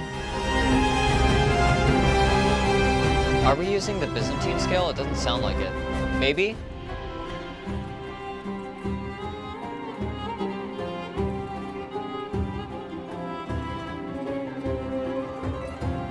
Slidey, rough violin parts.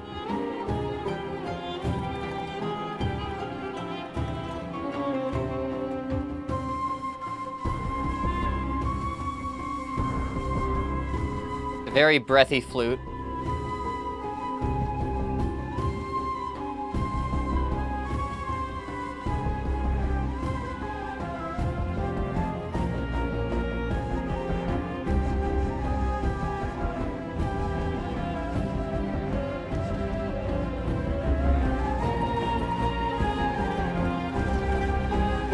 Was dwelling on those like tensor intervals for like longer than I would expect it to.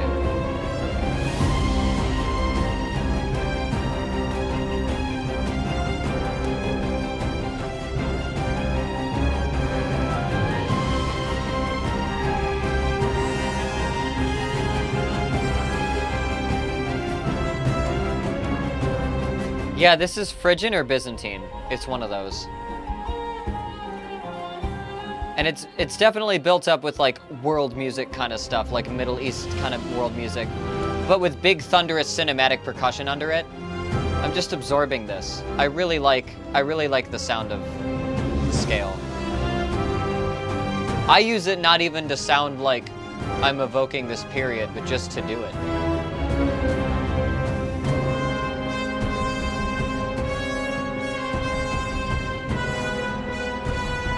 Now things are much more minor. For a second they weren't.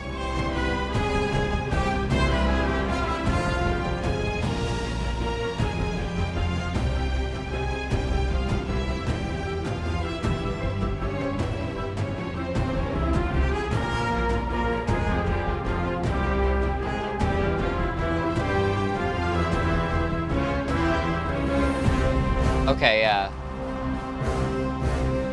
Okay, now we've entered a different song.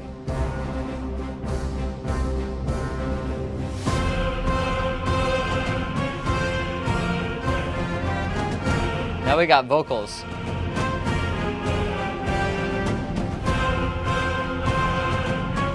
Apparently this song is a classic Ottoman song.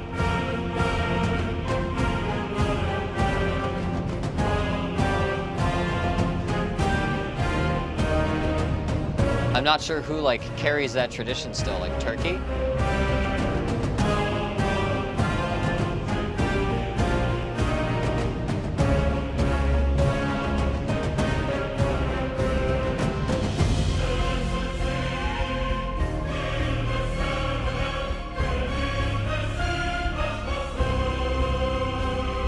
Is that Andalusian cadence? I think it was for a second. Yeah.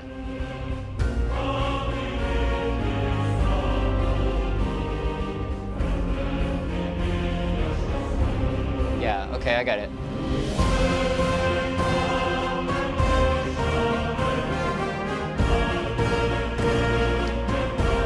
This is very imperial.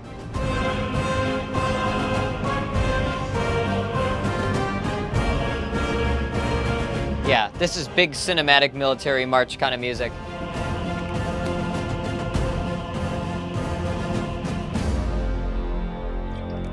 Just with some Ottoman flavor, I guess. So, okay, what scale is this in? This is either in Phrygian or Byzantine, like the double harmonic scale. It's in one of those. I want to figure it out. I want to figure that out.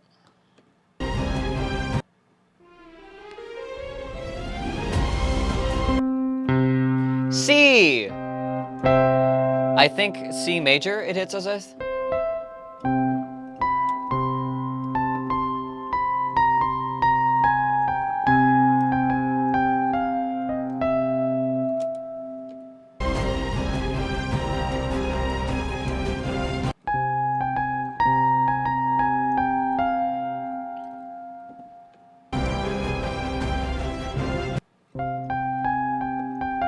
Yep, there's that C major.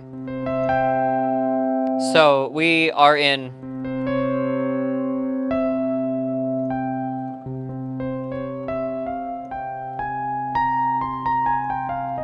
No.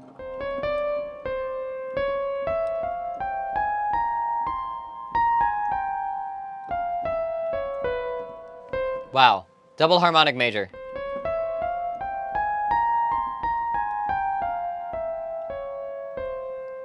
Which is one of my favorite scales of all time. I love this scale so much.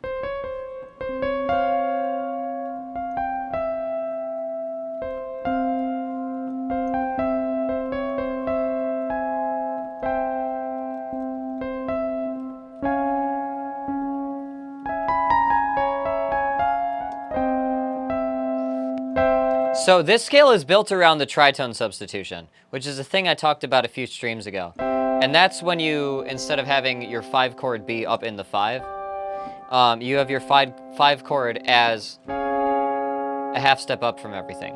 So all of these notes are actually, if I play these two, I can play these two over each other, and then if I alternate my fingers between... I'm sorry, that's the wrong one.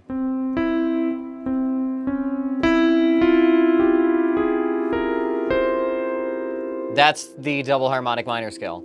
It's called that, or double harmonic major? Double harmonic major. Because you can have both this chord and this chord be major. And then it just adds 7, which sounds good with the rest of them. It's the harmonic 7th, so it works. And it's a very, like... I like it a lot more than Phrygian. Phrygian's fucking boring because it has a minor third. That sucks. Give me that shit.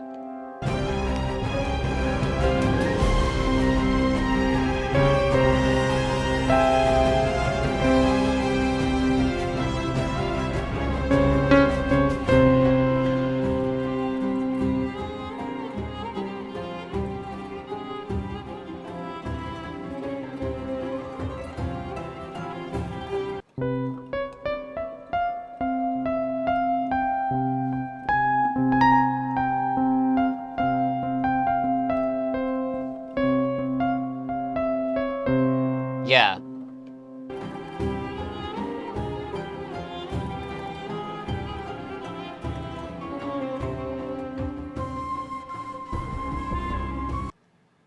So this is like... So this, apparently there's been a version of this song in like every like Civ game with an Ottoman Empire, and this is like the most recent rendition, essentially.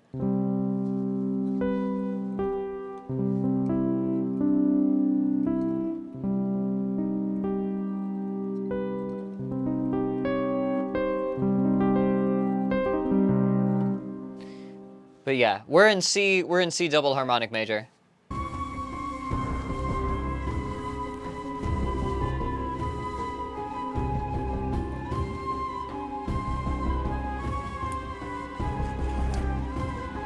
The jacket's flapping around too much.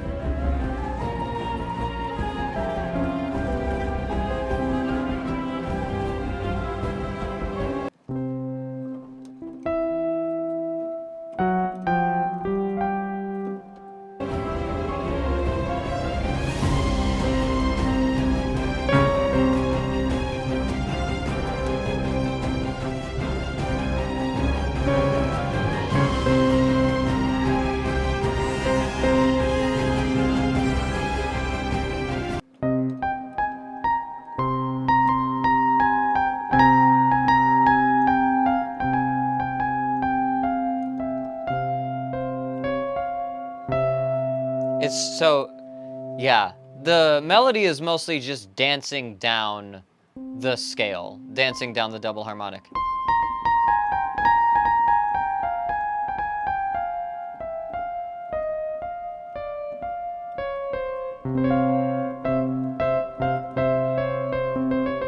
Love that. I think this is also called the Byzantine scale, yeah. I think I mentioned that. The Byzantine Empire, the capital of which I believe was Constantinople, which was actually based in Turkey, which later became the Ottoman Empire, which later became Turkey, which is now Istanbul and not Constantinople.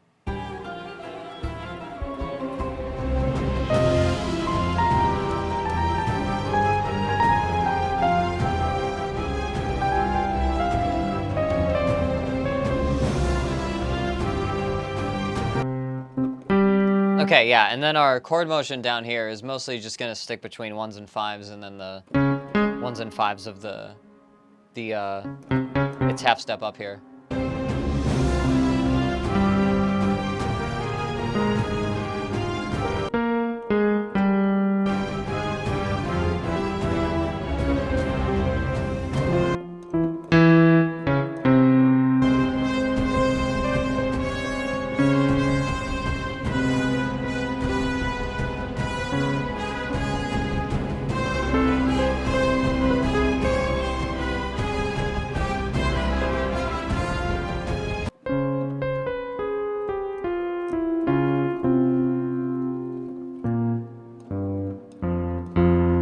All right, so I think what happened was I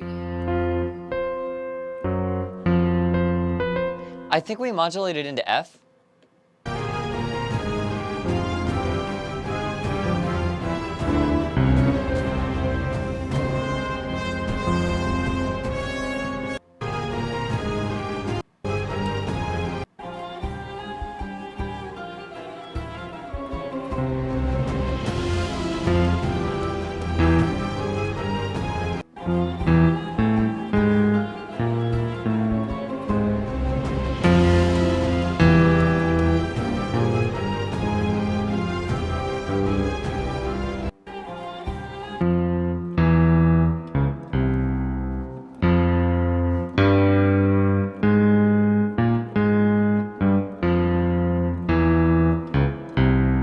Okay, so we do jump to F, not to modulate to it though.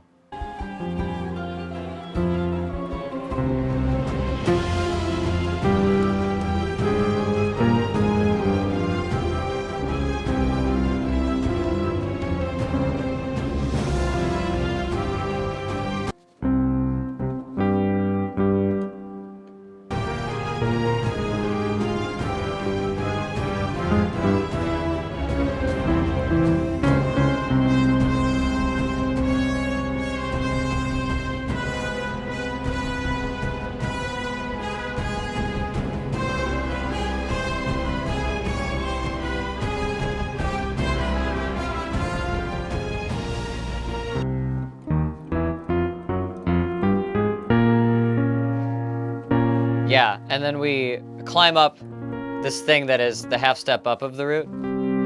That's the thing I like about this key, is you are in one of two worlds, and it is very obvious, and it is very satisfying when you move between them.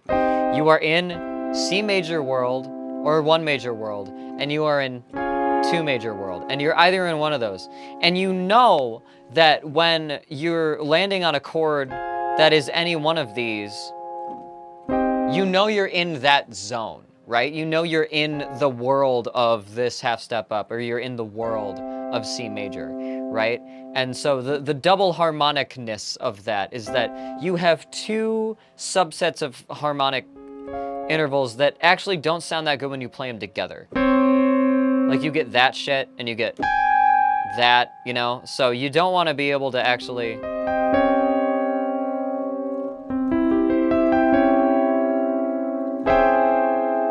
That's kind of annoying, you know? But when you keep them in their own worlds,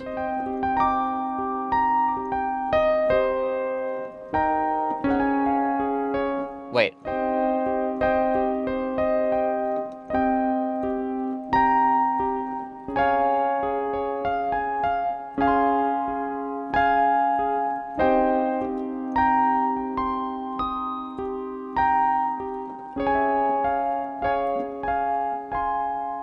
Like, it becomes so much easier too.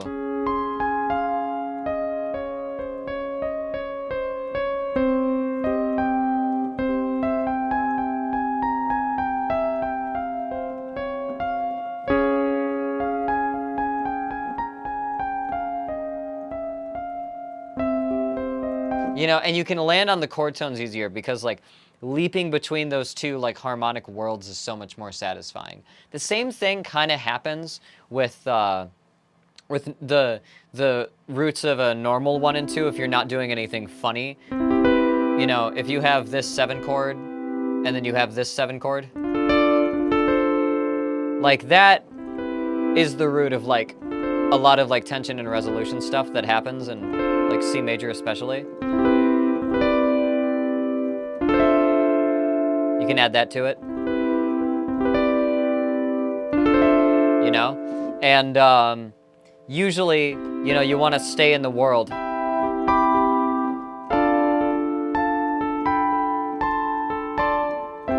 You know?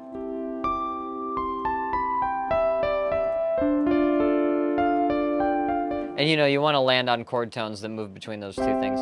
And usually when you're moving between two chords, you're either staying in the land of one of them, which is why moving to 3 is kind of weird.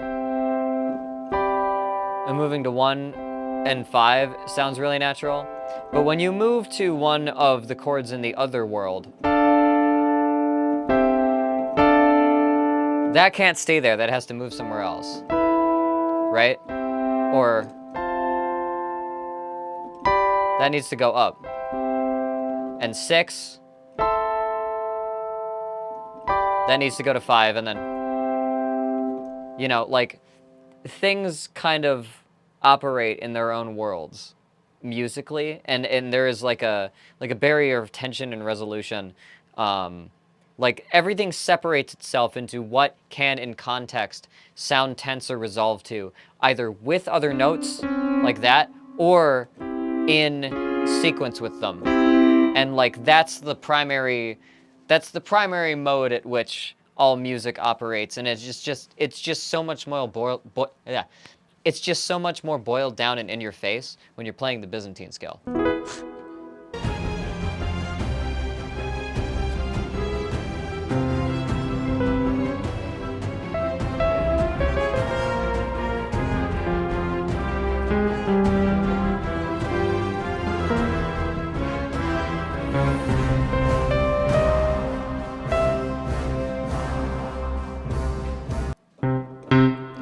We get these big stabs on that C. Where's the D? Where's that D? You getting those?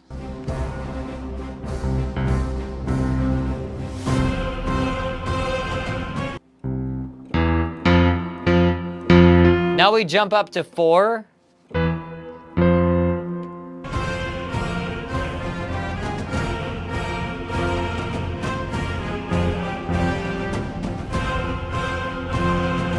But it sounds like the melody.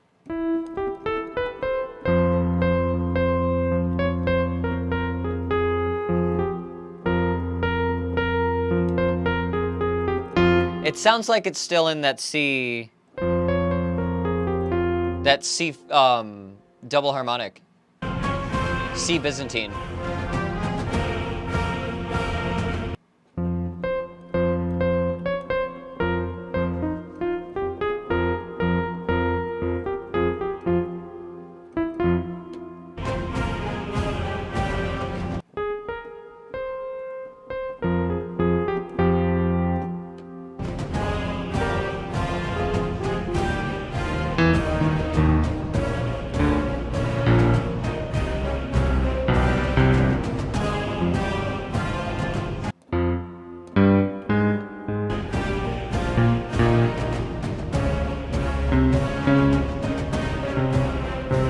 Okay, yeah, I hear what's going on.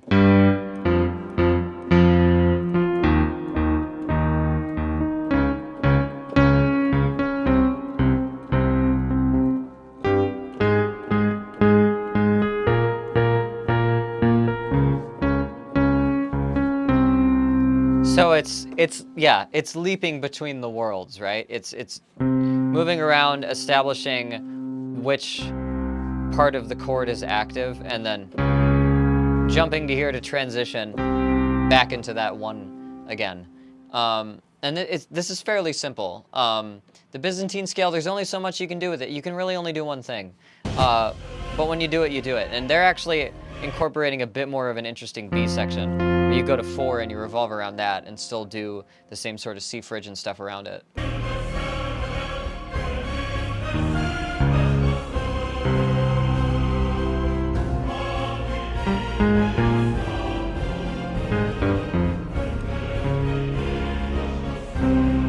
It's very anthemic.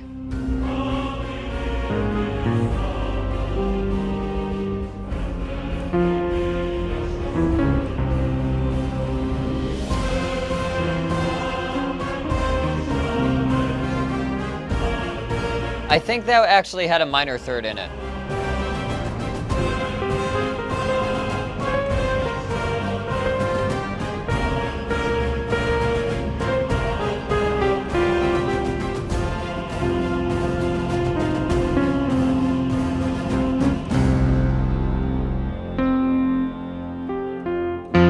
Yeah, and it ends on an F. So that whole piece is in F, but using a very similar scale.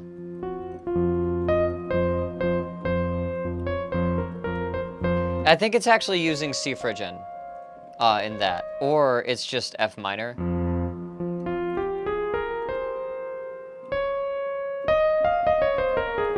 Yeah, I think it's just F minor.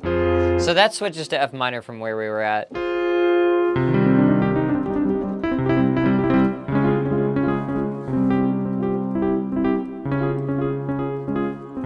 I have a few songs I've done in the Byzantine scale.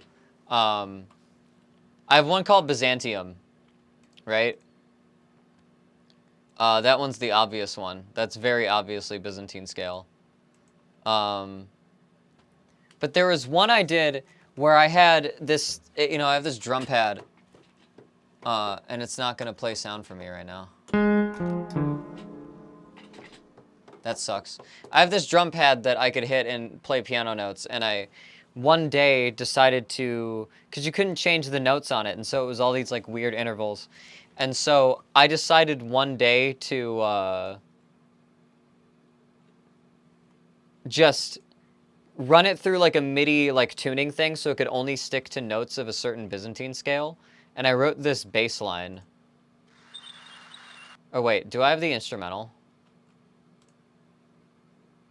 I just want to play this bass line. This came from literally just fucking around with...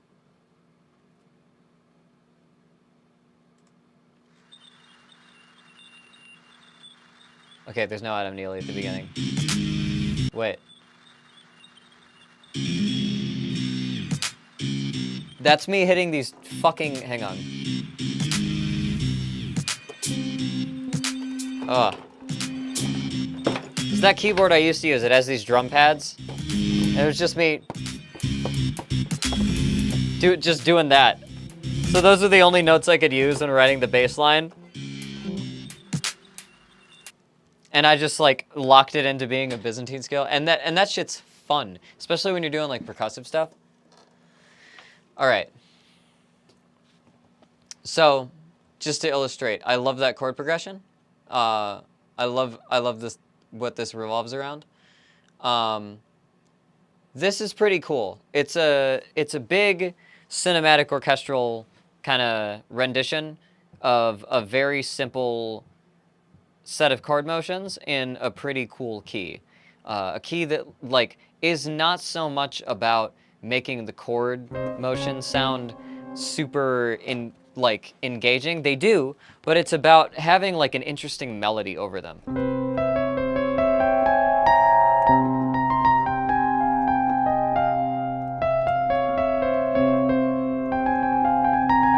You know, like you can do a lot with just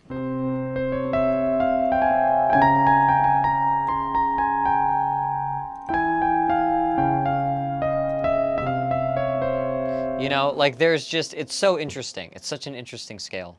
It's so intriguing. It's very attentive, and it's very almost mystical. you know? Because there's something threatening and mysterious about that. But it does have the major. And in fact, when you do go to that other place, it is also major, so what's, you know, the big deal? And it's very, I don't know what it is about it. It's very, very satisfying. But this is all right. You know what? I would also give this one another 4. It doesn't have a lot going on, but it's the first to have a proper Byzantine scale, and I like that. Have a good... Oh wait, I'm not signing off yet. It's only 4:18. Okay. I'm looking at my fucking Stream Deck thing, and it's on, like, the wrong page. And I just, like, Pavloved. Okay. So, have a rating. This one gets a 4. This one can have a 4. Alright? This is another 4. You get... I think this is, Have I done more than 2 4s today? Is this the third 4? I feel like I've been giving out a lot of 4s today. That may just be me. It may just be me misremembering. But yeah, I would give this a 4 out of 5. That's my thoughts. It's pretty chill. I like the scale. The scale is very satisfying. That's a 4 out of 5. I believe that's a waxing gibbous. But thank you, Mr. Clocklock in chat, for suggesting that one. My mind lapsed for a second there. Everything went silent. Forgot I had to give a rating. Okay, there was one that was suggested by Wally Wormsworth. And there was one from Corgi, I think? Yeah, Wingman. Good scale. Yeah, that's what I think. Get another sip of my booch.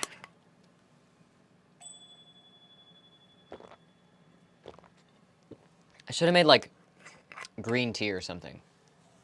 I'm a bit better at thinking of words when I've had a little bit of caffeine to up my attentiveness, you know? Okay, I don't know what the hell Project Wingman is. I want to hear... How long is this song here? I have to get through an ad to hear it. So, let's see. How long is this? Oh, man, it's one of those fucking child hospital things. They're showing me a bunch of sick kids. I don't want to see this. I'm sparing you. Okay. Alright, this is 3 minutes long. This is Showdown!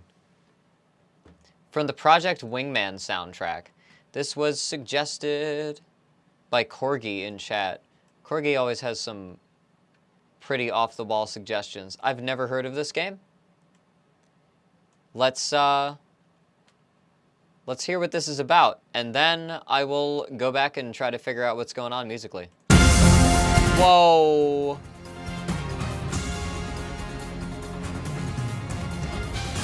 Got a couple songs to review. Where are you at?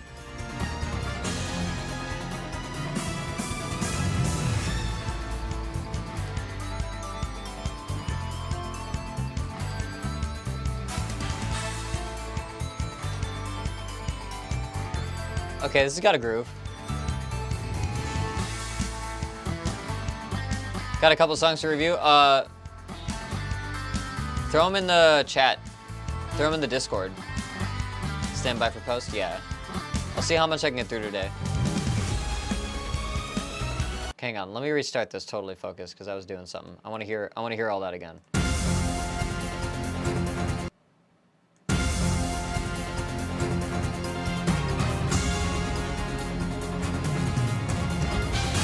So we're pedaling on some bass note here.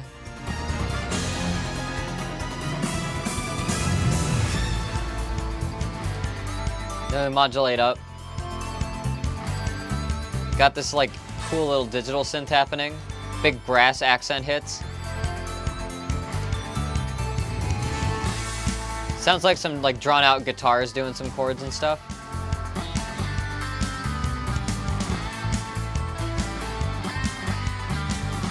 That sounds like sample guitar. That picking sound is so weird.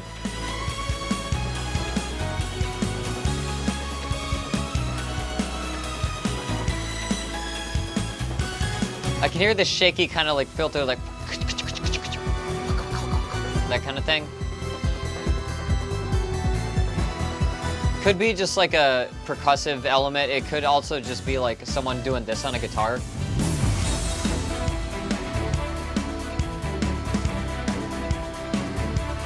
Hear that? Up top. That's pretty cool. Got big drums. Those are definitely samples.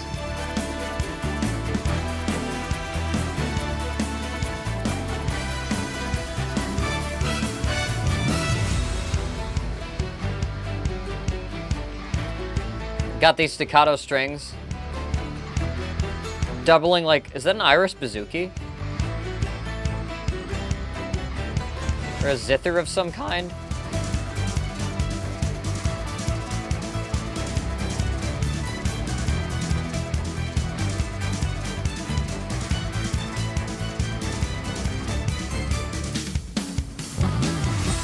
That was a good fill. These guitar sounds are so strange.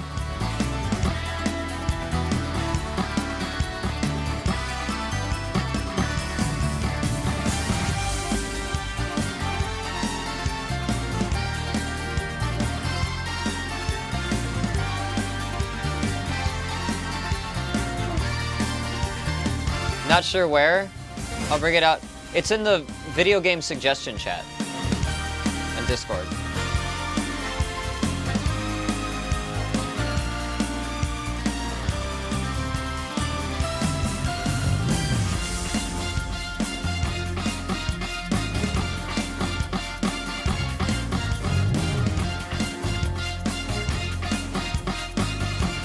There's that weird picking noise. I don't know what that is.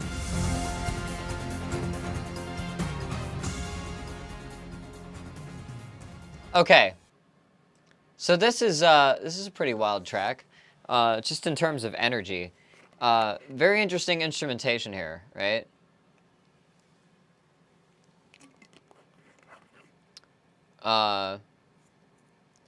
Classic Etrian Odyssey. We'll see. After this stream, I'm gonna put up rules for limiting suggestions, just so we can get some more creative suggestions.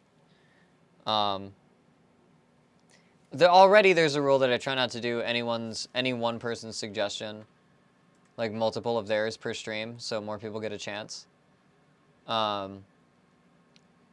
Locus with lyrics. Oh. All right, okay, let's break down this Showdown song. Okay, what key are we in? F, which is actually the key that the last song ended on. Amazing. So, yeah.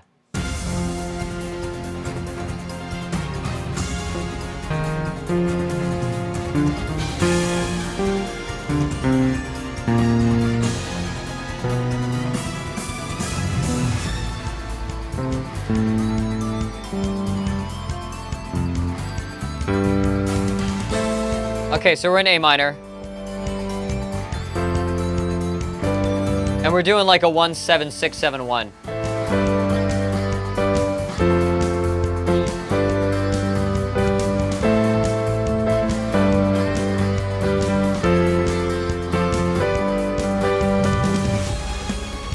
Okay, and then it modulates.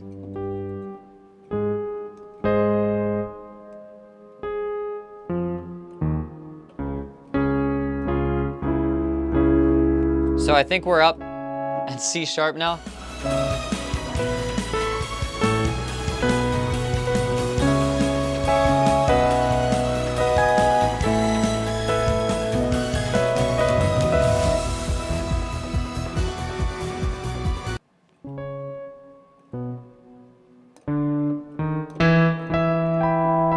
Now we're in E.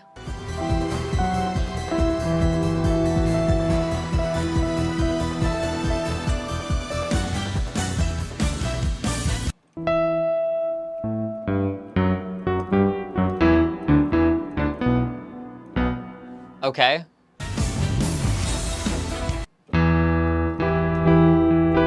Now we're in E. So it modulates a few times there, which is bizarre to me. So now that we're in E, we're staying in E for a while, it sounds like.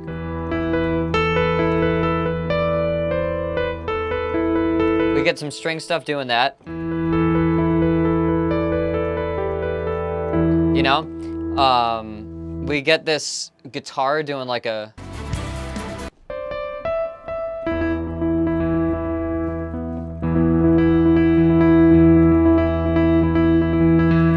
Just basically doing that in the background.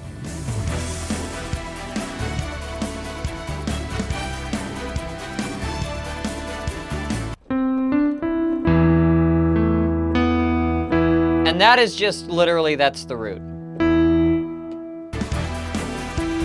You can drone on roots like through any chord changes. And it sounds like we're doing 1 7 6 7 1 here.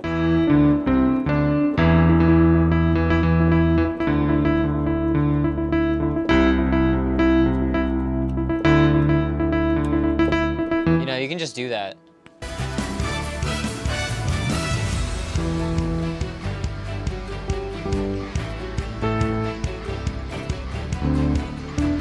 Ah, yeah. The 1 4 5 and then 6 7.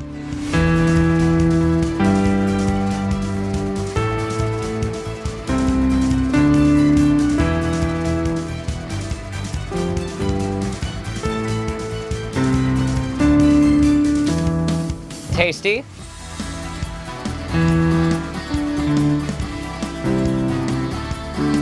Yeah, now we're getting into the gotcha chords.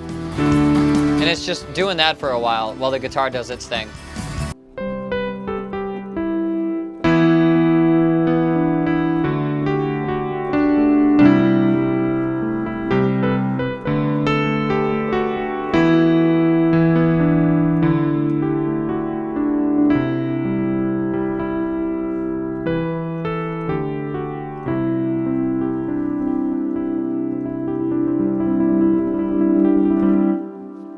Yeah.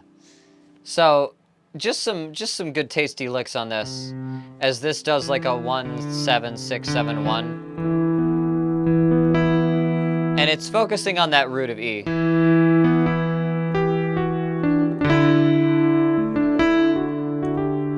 And it keeps returning to that no matter what the chord under it is changing.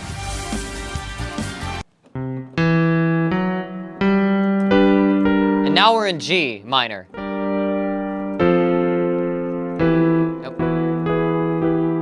And I think we're gonna be...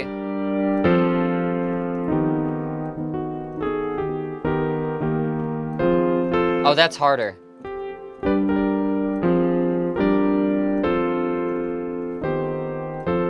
Yeah. We're probably gonna be doing that. We're doing that.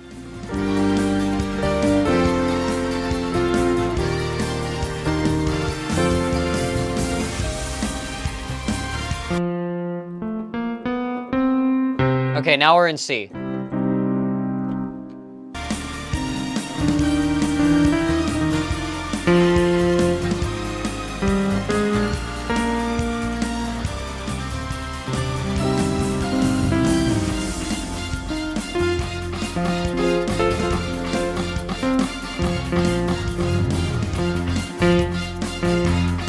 Then we go back to F.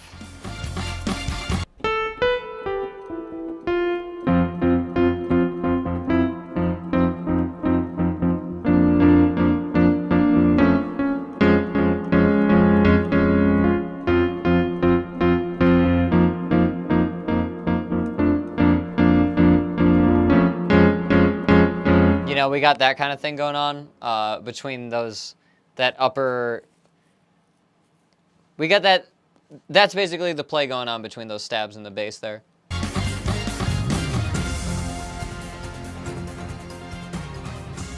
Yeah.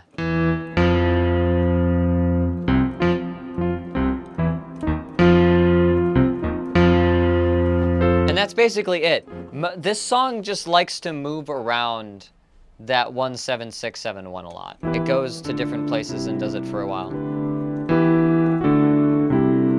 And then we go to...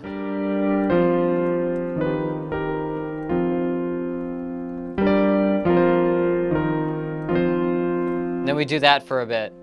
Like, it just likes to jump around so it can do its 17671 back and forth a couple times. And it's pretty cool in that, like, it can modulate, but every time it modulates, it pretty much only does that. It always sounds like it's doing the same sort of thing in every key that it moves to. The melody is pretty cool. It's not super standout. The sample that they're using to play it is kind of strange, a little bit weird. It kind of sounds like a bad MIDI guitar, but like more high res than a bad MIDI guitar. But the song as it's composed is pretty cool. It's actually a pretty chill song. It's a chill listen. It's got some influences from some of the animes I can hear. Just hearing it in those like big brass stabs and like the string, like the extra like brass stuff that they add to this.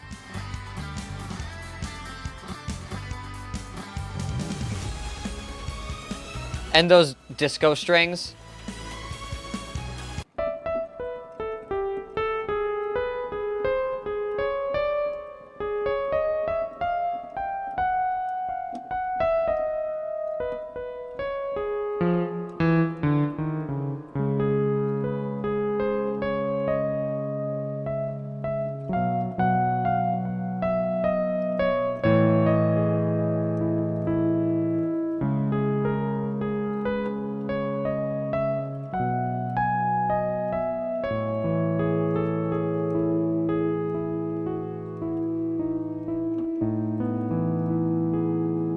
Yeah. But I like this. I do like this. I don't think it's incredibly standout, but I think it does what it does well. I wish the sounds it used were a bit better. It's a little bit like almost like it's trying to sound like something, but it doesn't have the sounds for it, you know? Like, I feel like with a real guitar, all of those lines would have sounded really cool. But it sounded like they only had a synth kind of guitar available, which does make it sound a little bit retro. But just because of like the high fidelity of those guitar samples and the repetitivity, the repetition of like the pick sounds being exactly the same, like it starts to wear on you a little bit. But yeah, otherwise, I dig the composition. I dig the arrangement. It's pretty cool. I would give this a 3. 3 out of 5. It's all right. 3 out of 5 for me. Half moon. But thank you to... Who suggested that one? But thank you to Corgi for suggesting that one. All right, what else? What else? What else? Okay, there's this Death's Door Avarice. That's up here. It's 436. I could probably get through another one or two more. Let me look at the Locust. Let me load that one up. Stop. Let me see how long that one is. I just gotta get past an ad. There's one from... Okay, what the fuck? I don't think... Is this what I pulled up? Yeah, Death's Door OST. This is Walmy Wormsworth, who is also a newcomer in the Discord chat.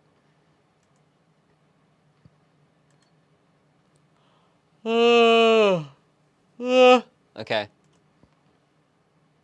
8 minutes. Oh. Oh. It's Final Fantasy 14. Oh. Okay. All right. I think...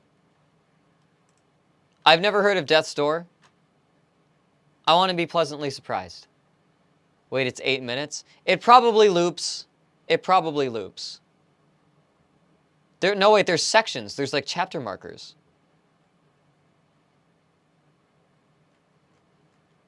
Locust with original lyrics, or with official lyrics.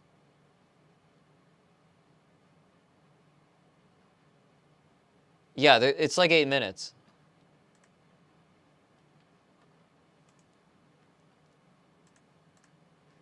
I forgot it ran that long. How do you not know that a song is 8 minutes? I feel like songs I listen to that are over 7 minutes, I'm pretty aware that it's been a while that I've been listening to it by the time it's over. I don't know. I think about like Jesus of Suburbia and Justice for All, Master of Puppets. Never had the fight run that long. So you didn't even know the extent of the... Okay, I'm not bad enough that I haven't heard the whole song. That's your humble flex. All right. Locus. All right. Let's skip over the Final Fantasy XIV one.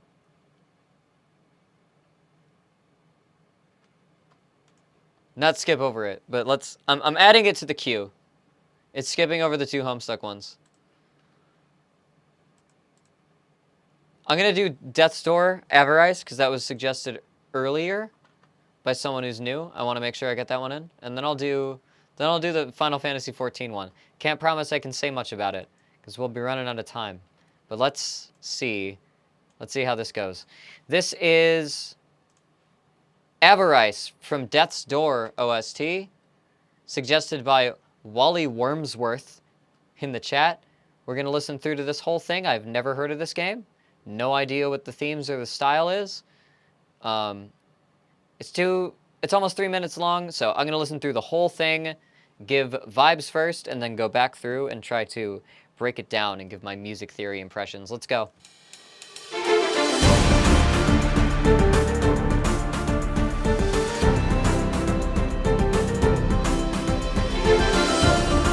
Okay. So we got some big weighty bass. Some mostly falling. Yeah, like basically dancing up and down kind of melody lines here. We're getting some pads in the form of, I think that's like a flute, maybe strings mixed in.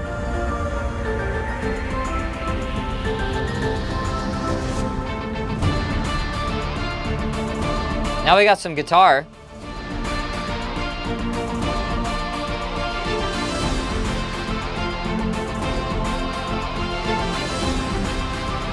Okay. Big triumphant chord patterns. And then it gets creepy.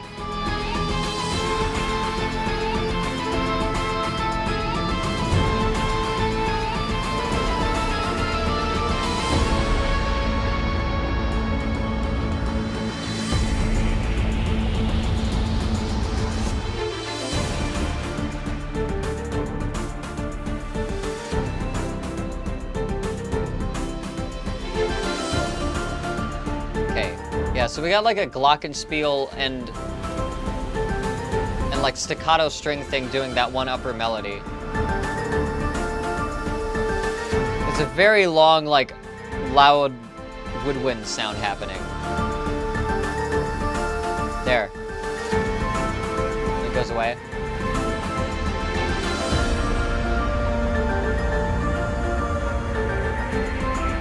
This sounds very heroic and triumphant.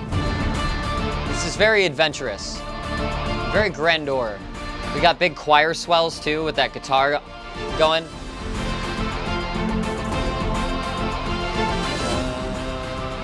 Yeah. So we got a bit of that big heroic triumphant chord progression in there. And then it changes to something a little bit threatening. Then it steps out of that. Okay.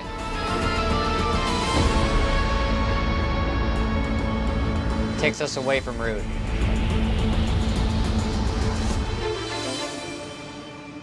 Yeah. Okay. This is pretty cool. I also don't hear a whole lot of what's... Like, I don't hear a whole lot of, like, intricate movement and stuff. This seems pretty simple. A lot of what it's pedaling, let's figure that out. Okay, so we're on D.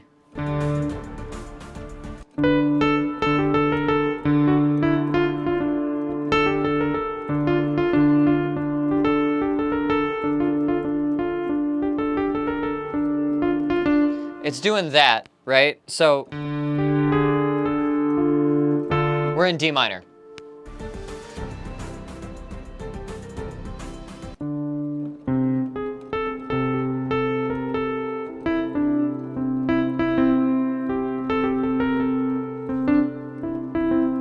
So this melody has two parts. It has this up here, and then it has this motion down here. And when this moves down, this stays the same, but this motion here moves down a step with its full chord. Right?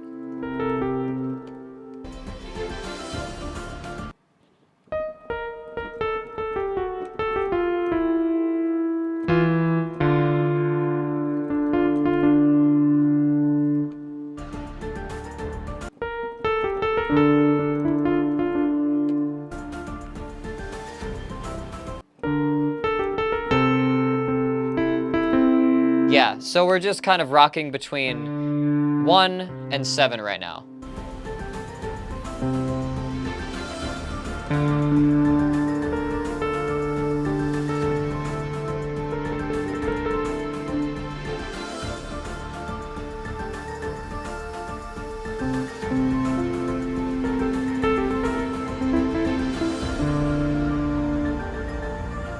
Okay. Now we go down to 6.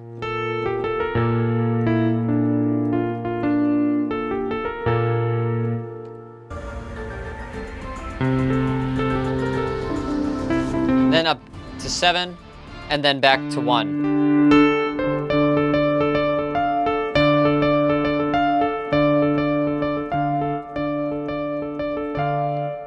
Gonna go get started on dinner? Hell yeah. I'm excited.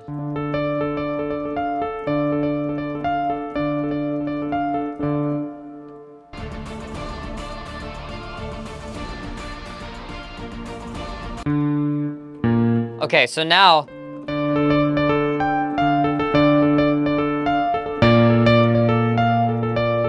we have a thing kind of moving like that. A 1-6 thing, and is it gonna go to 7?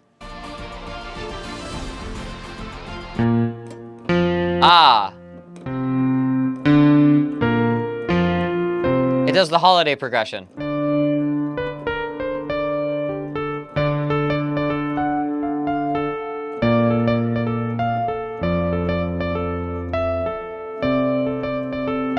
It's gonna do that.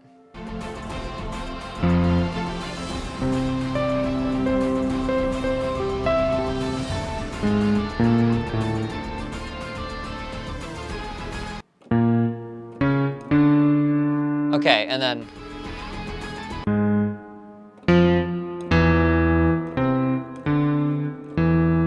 we go down. Okay, that's actually just a second. Then the third. And then up to the 5th. Then up to the 6th, the minor 6th.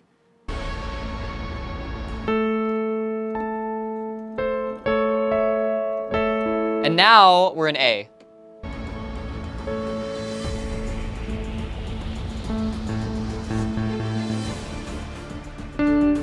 Okay, and we're on that A just to drone on that A. And we just go back to.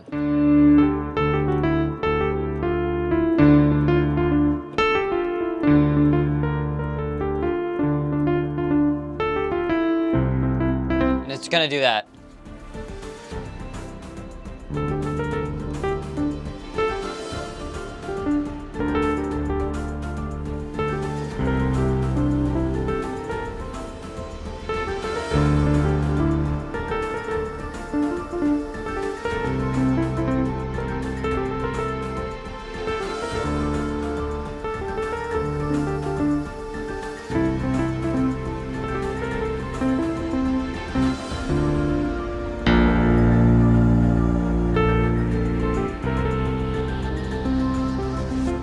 So we're just doing like some normal 7, 6, 1 kind of stuff here. And And then occasionally,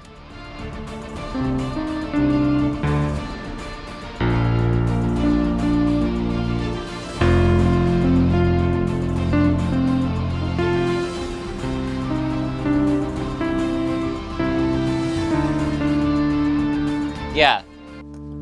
So we have this 1, 6, 5. I think that's, no, 3. 1, 6, 3. 7, 1, 6, 3, 7, 1. That's a really common chord progression. I love it. It's pretty cliche, but it is really good at just elevating something and making it sound like simple and triumphant and everything is right and good for once.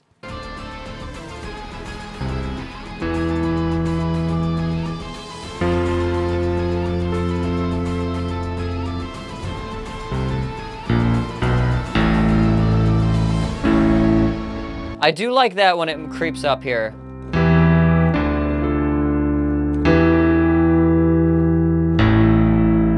And brings us back just to the 5 of the chords so that we can land back on D minor and it still feels like home when it loops back around. That's pretty cool. There isn't a whole lot else going on there. That was actually a pretty quick thing. I didn't have a whole lot of extra shit to explain. This one's pretty straightforward. It's got some cool stuff going on. It's got some simple harmonic movement. It sounds very dancey. And it does a good job of, you know, I would imagine this is probably a song that plays when you're fighting people. There is a good amount of, like, tension in the chords and a good amount of, like, big triumphant reprieves from those chords within it, you know? And I think having that dynamic in vibe for video game music is something that it comes up a lot, and it is really it really lends itself well to the medium, basically. I would also give this one a 4. This is another 4 today. It's a very 4 day today, I gotta say. But this would be a 4 out of 5 for me. This is Avarice from Death's Door OST. Thank you to Wally Wormsworth for that suggestion. I'm going to take a short break, and then I'll probably do one more. I think, you know what? I don't know if I'll get all the way through the Final Fantasy one, but I'll do some. I'll do some of it. I'll be right back.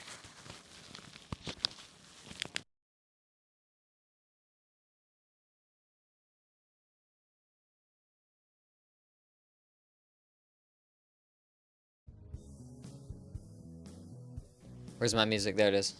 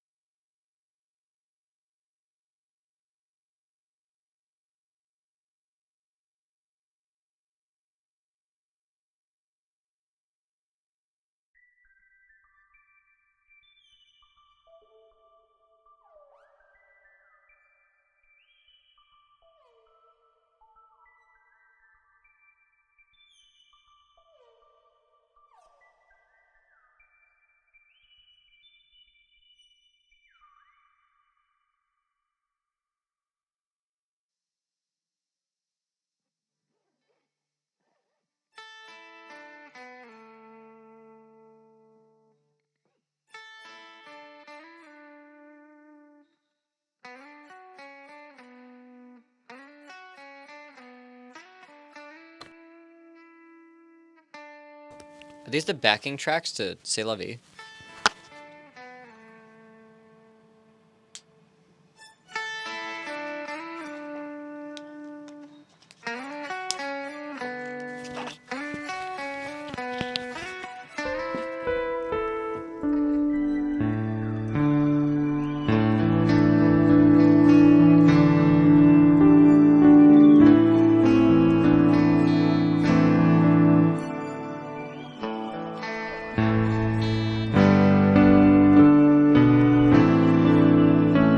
Yeah, that.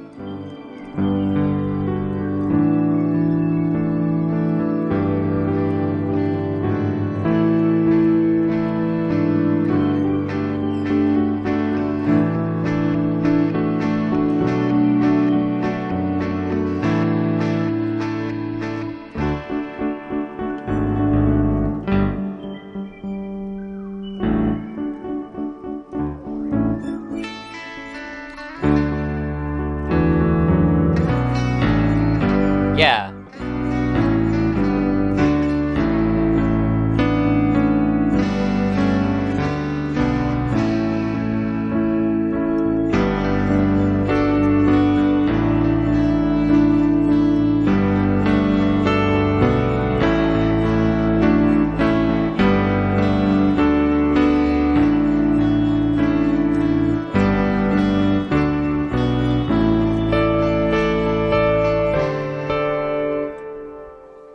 Yeah, that song. Okay. I was gonna say I cannot think of what the fuck it is, but yeah, that makes sense. Yeah, that's, I don't know why that's in there. That's all the, like, the backing, that's all the, like, extra tracks. I think I used to do main stage concerts, that's right. I used to queue up extra instrumentals in the main stage concerts, and I control the levels of the different tracks with these faders. I remember I used to do that.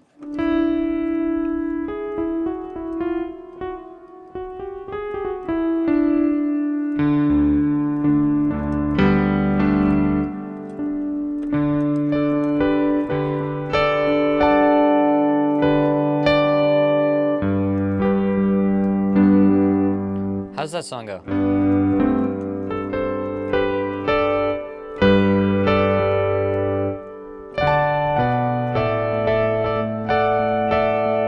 Your posture slumped. Your posture slumped.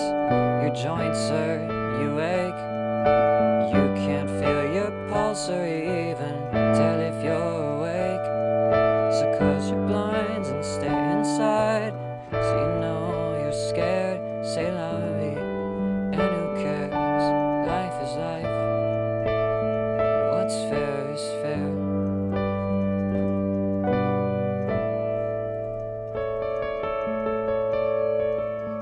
Kinda want someone to put one of your songs in the queue, just to hear you hyperfixate into way too much detail. Like which, oh man, I mean there's the Mixed Feelings tracks. There's also, but those are, I don't know, some of those are boring. There's also the fucking Champions of Breakfast tracks, but I don't actually know where you find those now. I don't know, I lost them. I actually lost those tracks. I don't know where the project files for them are. It's somebody else with my name. Welcome. Welcome, Yanning Joran. That's gonna be really fucking weird for me to like point you out in the chat. I hope you know that. Oh my god.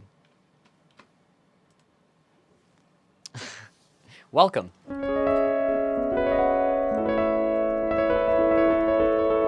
Case Jackal lost media. Yeah, no, I don't think, if you can, I think you can get the Champions of Breakfast OST from the Steam page if that game is still up. I don't know if that game is still up. And that's the only way to get it. I haven't done it.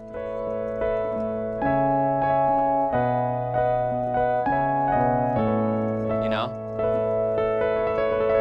All right, I have one more suggestion I want to get through here. Someone get Blame It on George.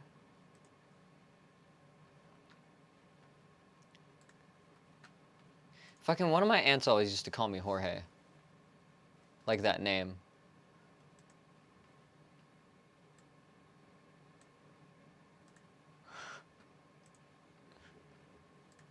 Okay. All right. I got one more suggestion that I want to get through. It's almost 5, so I'm probably going to have to go after this and eat. It depends. I might still have some time.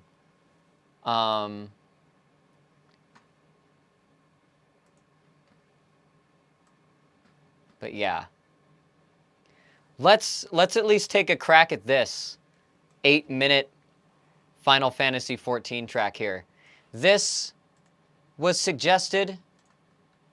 Let me scroll up. Immutable Brew in the chat suggested this. Locus with official lyrics from Final Fantasy XIV. 8 whopping minutes with chapter markers. This song is so long it has chapter markers. This is probably going to be like an orchestral movement. So I don't know how much I will analyze, but I'm at least going to listen through this, and if there's anything interesting I notice, I'll point it out afterward, and we'll go back through. But once all the way through for vibes, let's check it out. Strap in. This is 8 minutes.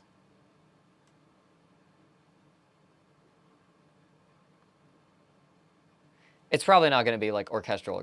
I'm just saying, like movement-wise. Do we have anything? Is there any sound? There it is.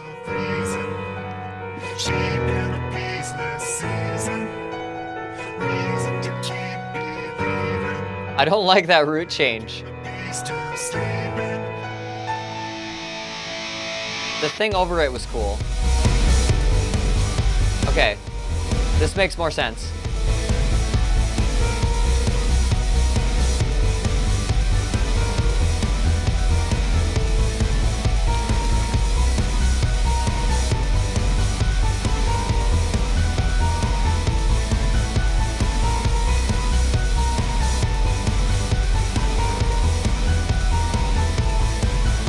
Okay.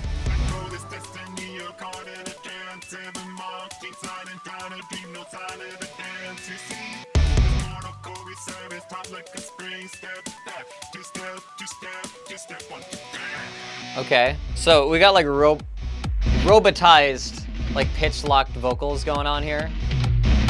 Not auto-tuned, but a different thing. Not auto-tuned, not vocoded, but a secret third thing. A lot of chopped and edited guitars here.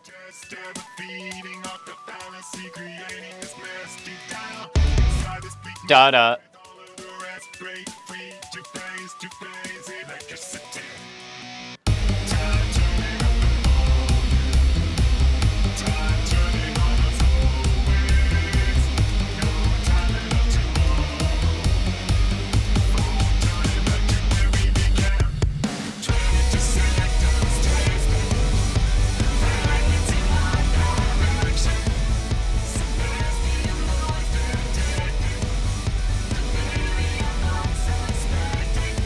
Okay, this big chorus part here is actually pretty cool.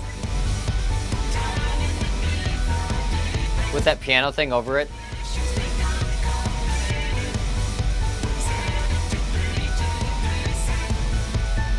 Okay, that's clever.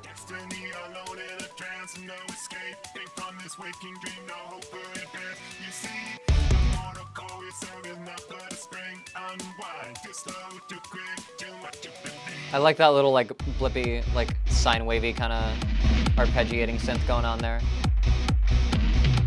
And they take us back into chop guitar land. Everything is very detuned in like the bass and stuff.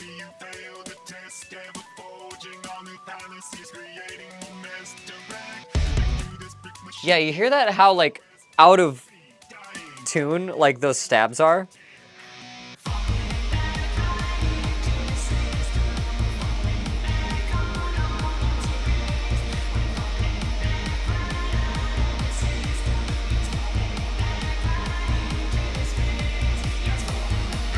It sounds like a 4/5 like kind of floating part. Big synth pads doing it.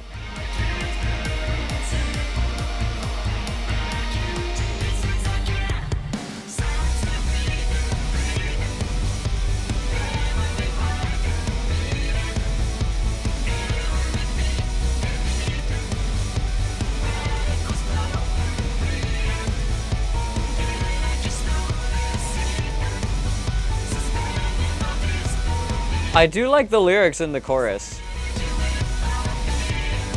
That's actually pretty cool.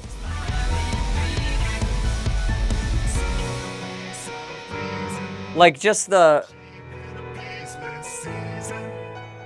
like vocal harmonizing, and also just like the way that it just says what it says to the meter. Like And like the chords like give it sort of like a progression in and of itself, even though it's like really mechanical. Yeah, so there it loops.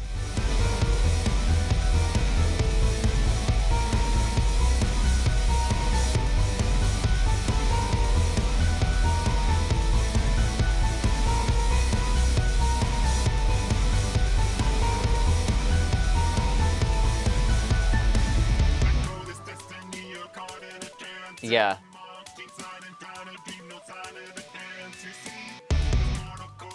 Yeah, so yeah, we've looped. I'm pretty sure. Okay. Yeah. We have looped. Unless there's anything later here. Yeah. The lyrics are actually changing in the...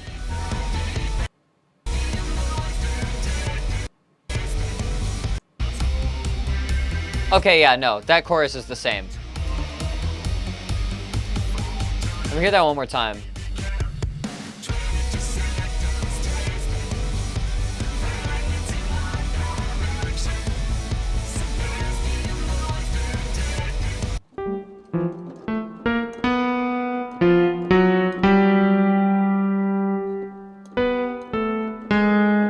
Is it that?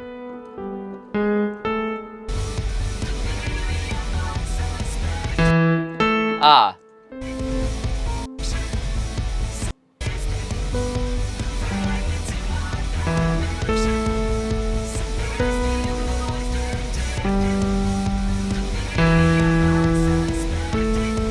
Yeah, that's the holiday chord progression. That's that, again. But it actually makes it way jazzier.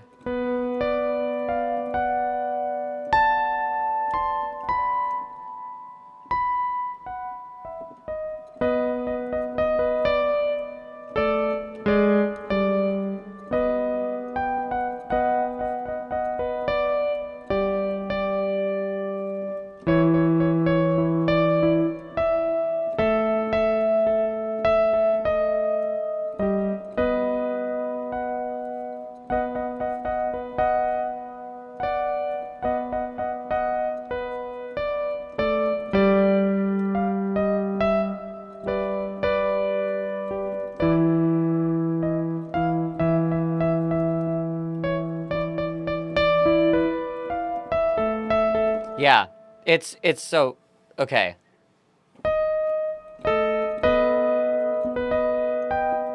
And all that it's really doing is that it's just making more major chords out of what should be like a minor chord in the progression.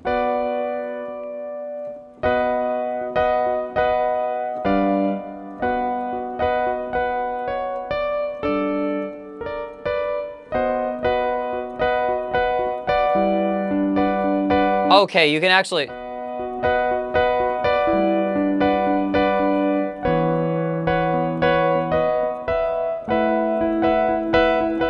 I think that's what it's doing. It's trying to get at that sort of flavor.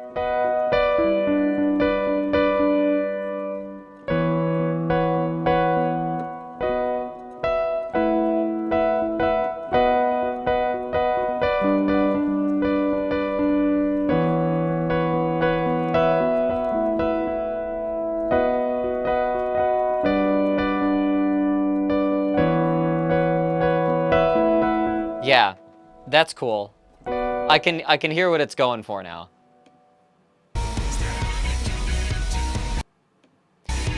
So, what's our intro here?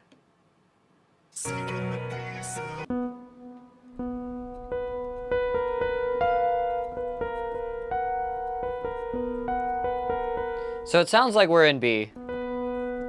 That says E. Yeah. So it sounds like we're in B. Major.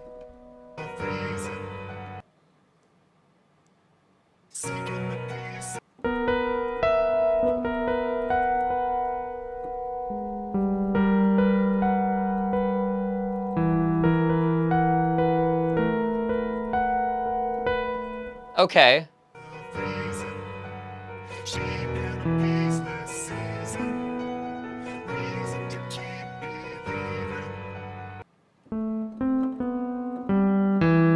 Okay, yeah.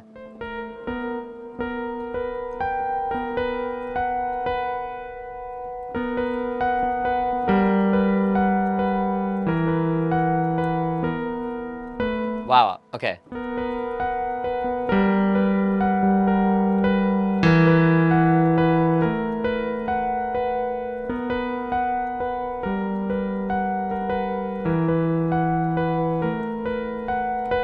So that's essentially what it sounds like the verse is revolving around. I like one cool thing about this piano part is it starts on the major 7 of 1. But all of the intervals the root is moving to seem to be the minor key.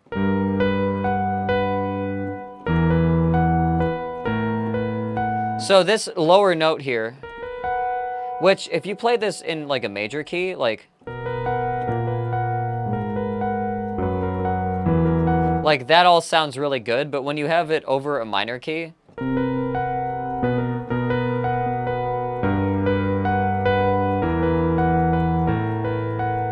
you know, that sounds a little bit conflicting, you know, a little jarring. But they're rolling with it.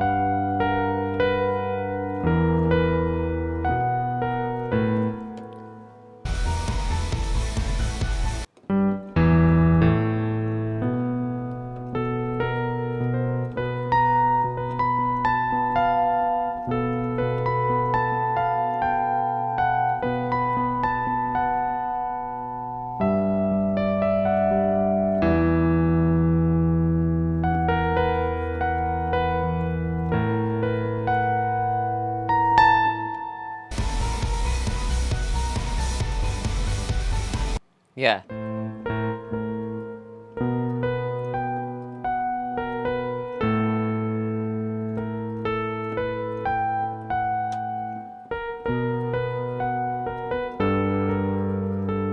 So we get a 9 as it changes its pattern up a little bit. We get a 9 of the chord it falls to. That, what, did I actually spell out what this was? This is, 1, yeah, 1, 6, 3, 7, 1, 6, no, 5, 4, 7, 1, 6, yeah. 1, 6, 4, 7, 1. So that's basically what we're revolving around. That's like the holiday progression, right?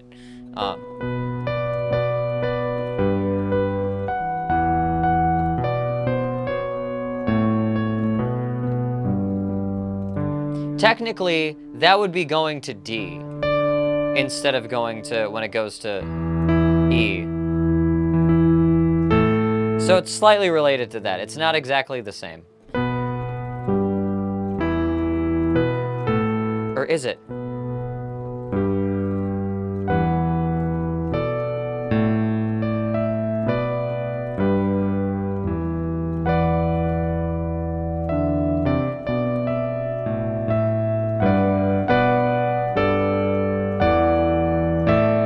Versus...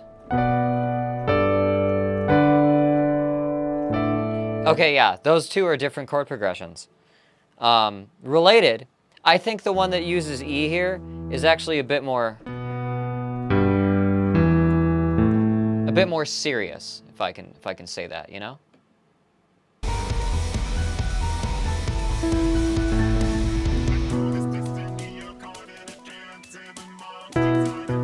Okay, we're in B still. 3-1.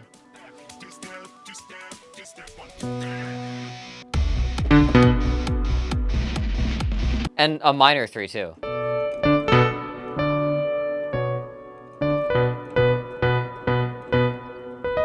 though the chords were doing like a major thing before.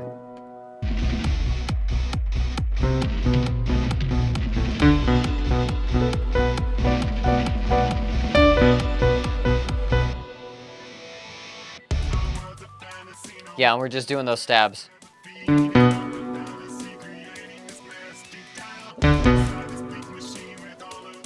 There's so much reverb on my piano, and it's so much quieter than this. Okay. So now we've started a 6-7-1 up to C minor for some reason.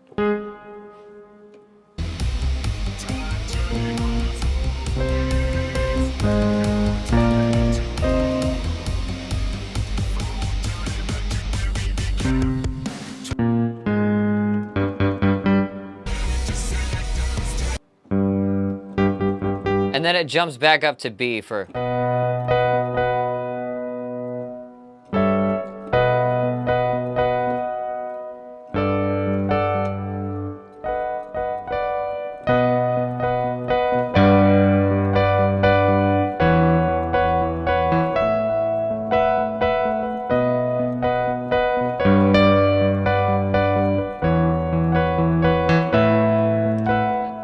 It just jumps right back up to B to do that. So this one split right here, I don't know why it goes, like it modulates like up a half step. And then ends on a note that isn't even in this key, I don't think. I'm wrong. It is.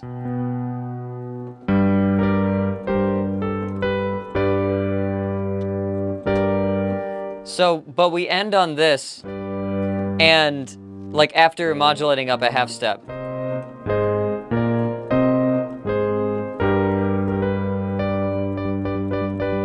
And then from this, we go to B, which is a third up, to do our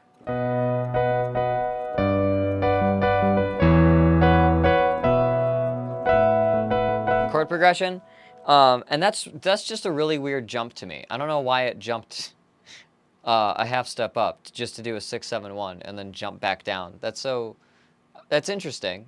It's, you know, it's fun. It's bouncy.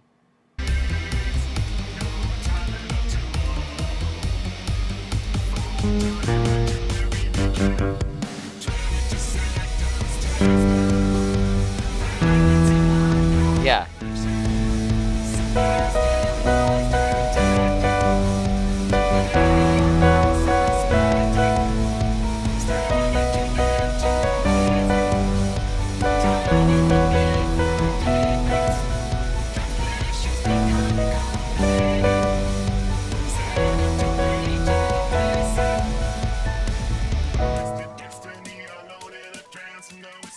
Yeah.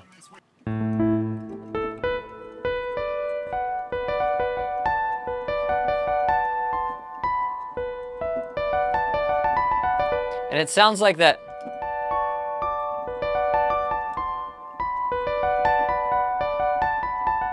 Sounds like it's just playing up an arpeggio of like a B minor 7, right?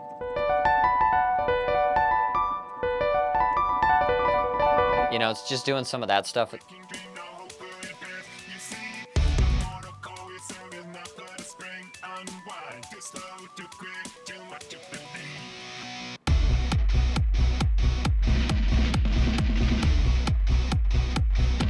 Yeah, now we're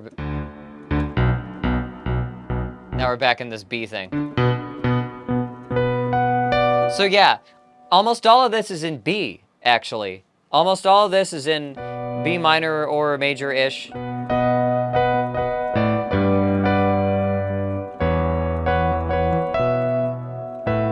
I can't play that part, why?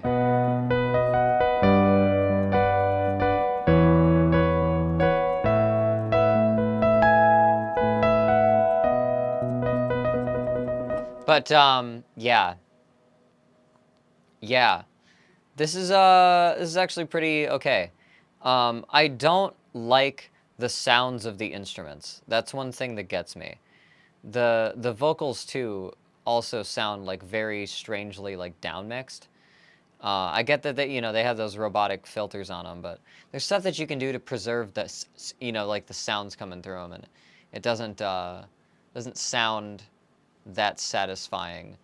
The bass stuff and the guitars, like they all sound a bit too out of tune to like hit, you know? I do like the chorus. I think the chorus is all right. I think though that and like it's wild to do that modulation in the middle before just going right back to the key you were in before.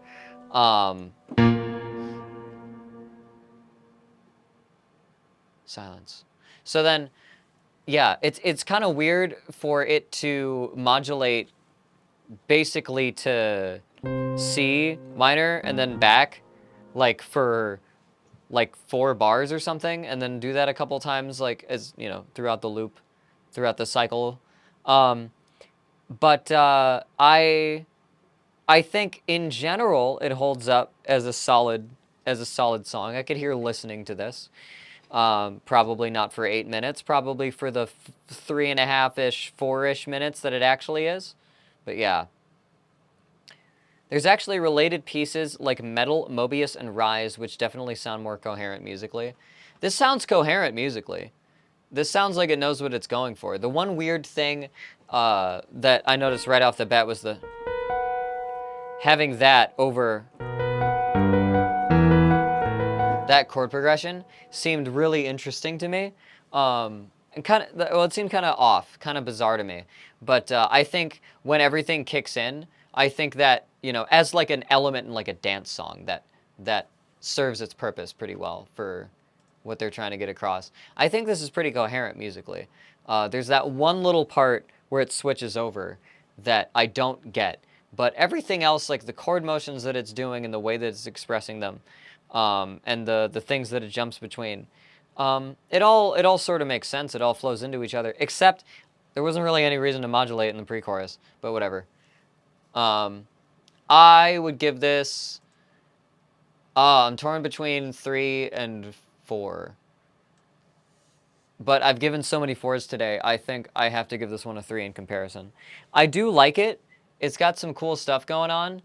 But there's a lot of things just about its mix that, and about the instruments that they use that just would probably keep me from like listening to it. Personally, I could see somebody having this in a playlist. I could see that chorus getting stuck in somebody's head, But yeah, this one would be a 3 out of 5 for me. Half Moon. That was Locus from Final Fantasy XIV. Suggested by Immutable Brew in the chat. Thank you for that. It is 5:21. I'm gonna have to shut down and go do, some eating of food very soon, because I like food. I like to eat food. So what is today's Wednesday? Okay, cool. Cool. So I will see you all Monday. I'm just gonna so I had something I wanted to have ready this week, but I'm not gonna have it ready this week. Who's in the chat? 6 viewers? You're okay, you're a small privileged group, okay? I'm gonna give you a sneak preview of something that may not, it's absolutely not gonna be done in time, but that will be done probably by June, all right? All right? All right? If that's any indication. Check this out. Hello there. It's me. I am now a machine. I was hoping I would get this done before tomorrow, but the process is a bit more involved than I thought. When the voice model is more complete, I am going to integrate this as a Watchpoint Redemption and Donation TTS reader. This will indeed make my life a living hell for a stretch of time. I am certain of that. But also, it would be really funny. Stay tuned. That's your preview. No. God. I wish that was the April Fool's joke, but it's not. You can't. I'm gonna do it. Listen. Do you know how much I've already recorded? That's actually not that much. That's actually a very small sample. But the more lines I feed it, now I don't have to spend, yeah, 69 billion fucking points to make me say penis real loud? Yeah. Nah. Nah. Soon, there will be a watch point redemption thing. And that TTS voice should be loaded into it. Let the meme comic die. It's my voice. I can do whatever the fuck I want with my voice. Who's going to stop me? Okay? And here's the thing. Okay? If more obnoxious people show up in the chat, all right? You know what they're going to be doing to make that happen? They're going to be giving me money. So you know what? Fuck. You have 132,000 points? Damn. What do you need for... Okay, yeah, it's 600,000. For Sapino's real life. Yeah, what's basically gonna happen is I'm just going to, like, fucking Bellbird screech it, and, like, so hard that my shit ends. Like, the stream just crashes. That's what I'm thinking. I believe in you. You'll get there. Soon enough.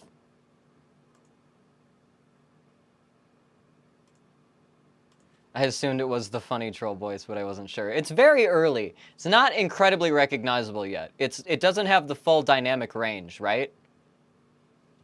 The machine must be trained. Okay? I'm going to keep training the machine.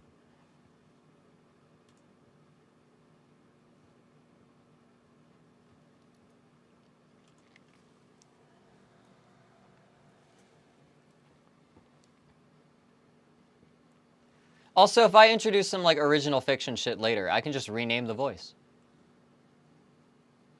Because I'll probably be using that voice for a different character. More of a cadence than a voice. Well, I mean, yeah, that's the thing. But it's not, it's not there. The cadence isn't there. Releases a Vocaloid. I've, like, told people, like, if anybody knows how to put that shit together, I will be down to, like, record sound banks to, like, make myself into a Vocaloid. I fucking hate Vocaloids, but I really like the idea of computer simulation. I'm really fascinated. Like, I started signing up on these sites, the, like, replica sites. Here, hang on. Let's see if I can pull it up. But I started fucking around on these sites just because I like the idea of like fucking contributing a voice model. It's just wild. Like the first time I heard that play something back, it was like insane. It was like cause like you know that like Hannibal Buress like edit from the Eric Andre show where it's like, why are you me? I'm me. That's what I felt like. Technically, it's an Utao. Yeah, I know it's Utao.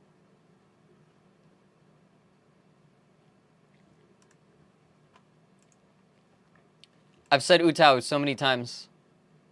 Streaming, because I know that's like the software you use to do it or to like make one. Here, I'm gonna type something into the Resemble AI. Chat, quick, suggest things. Before I go, I can render probably like a couple. The Vocaloid is the character. I don't care. I don't care. Vocaloids are proprietary. Vocaloids are one brand that is marketed. I get that. I am all about becoming machine. Okay? That's my whole thing, right? I want to exist in the cloud.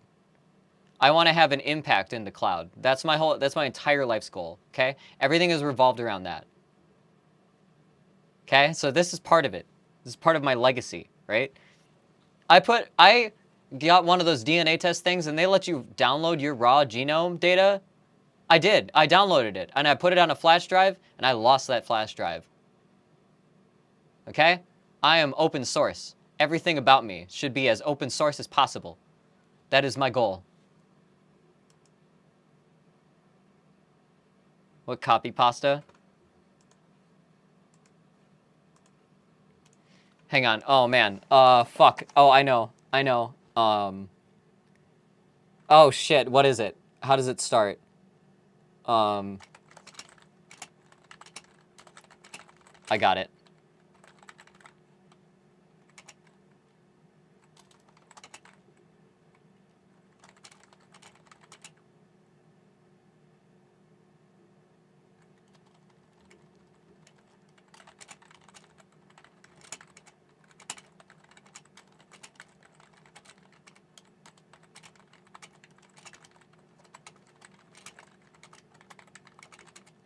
I got it.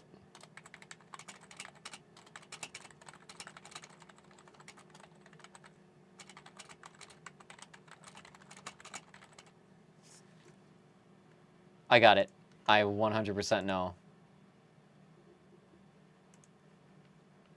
Play it. Play it. Play it for me, Do resemble.ai. you feel your heart burning? Yes. The fear within me is beyond anything your soul can make. You cannot kill me in a way that matters. Decay is an extant form of life. Yes. Yes. It just put. Okay, I gotta freaking. It just gave me a pop. It just gave me a pop that says, "How satisfied are you?" with the Carcat Vantas voice. I'm gonna click the middle smiley. It's meh. It's not there yet. I fucking love this. See, that's the thing. That's the thing. All right. It's been long enough that like.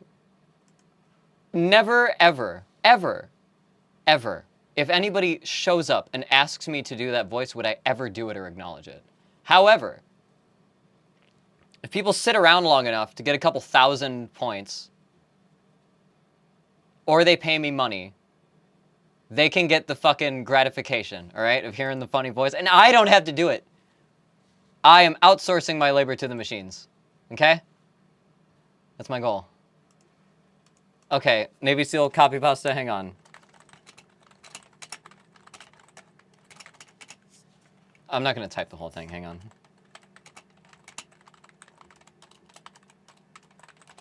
I've probably read this off in numerous like Skype calls back in the day. Oh, this is long as shit. I hope this all, okay, it's got a, okay, 3,000 character limit. I got it. I got it. It's coming. Hang on.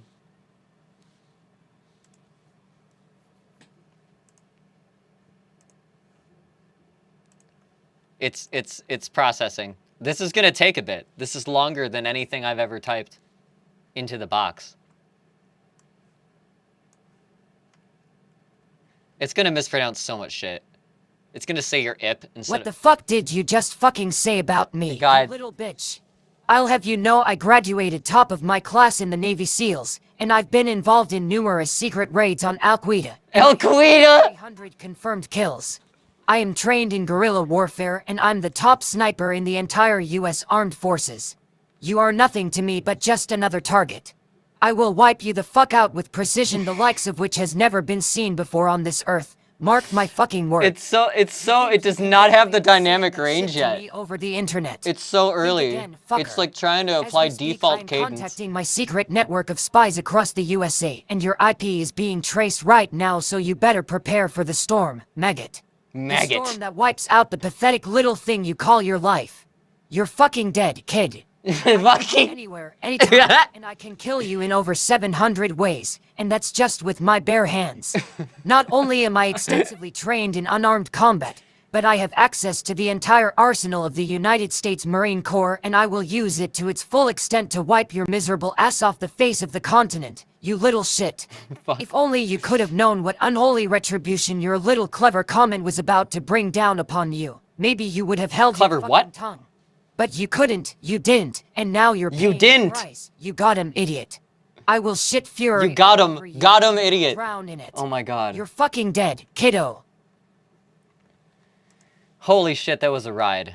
I couldn't. Listen.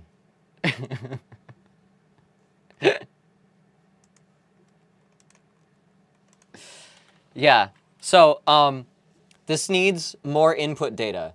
It does not have a full emotional dynamic range of, like, it does not have enough variety, and it does not have enough context. Right now, like, models that train on shit like this, they have, like, a default, like, an ideal kind of general shape that they're looking for, and they will try to fill in the gaps of that shape, right? And the more data you have, the better, the more accurately they can fill in the gaps in that shape. But it's always going to sort of like revert to default assumptions about cadence and about certain pronunciations of certain things and what phonemes to pull from. And it is very early on in the process. So I'm going to need more training data.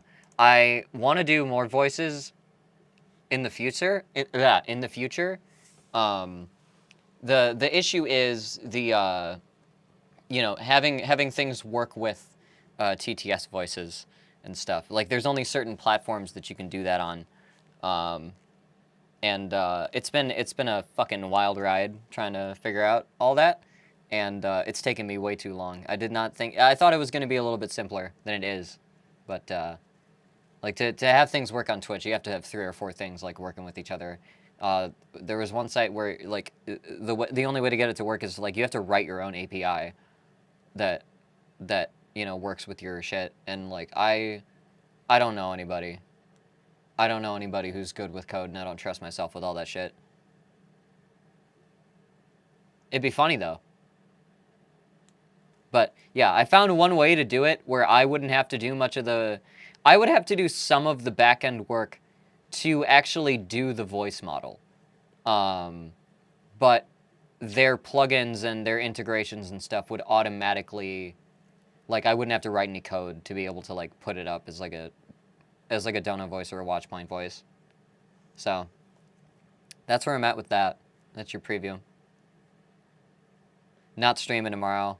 Probably going to be grinding more D2. No life in that shit. And I'll be back on Monday. So, look out on YouTube for some of these... well, right now I'm working through, like, older clips, but look out on YouTube for any of the good segments that I put up. Sometimes the bad ones. Depends. Depends what I have to edit. But yeah. And I will see you around. Probably look out for works in progress on a song I gotta do over the course of the rest of the week and weekend. Peace out. Good luck out there. Keep climbing. Do not look down, etc., etc., etc. I want to raid somebody. Who's on?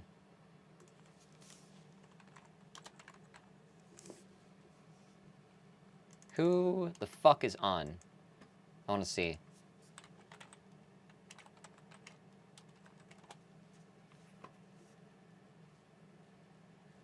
A bunch of people I know who are playing, like, fucking... a bunch of Destiny streamers I watch. I don't know. I can't see... Okay, who's streaming something musical? Who's got some music that they're streaming? Categories music? Okay, we got some mixers. We got some daytime dance party. Bossa Jazz. Bossa Nova Cafe. Ooh.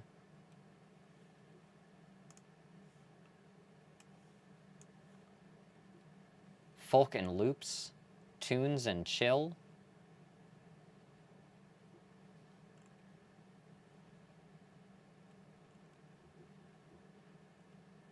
Hump Day Hang and Bass.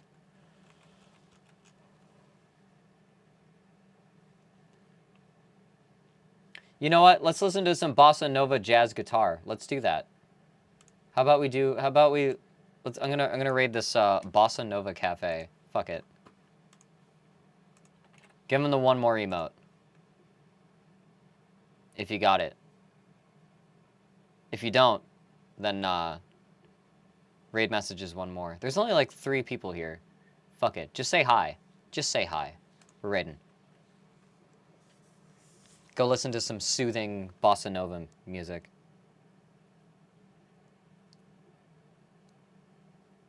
Have a good night. See you Monday.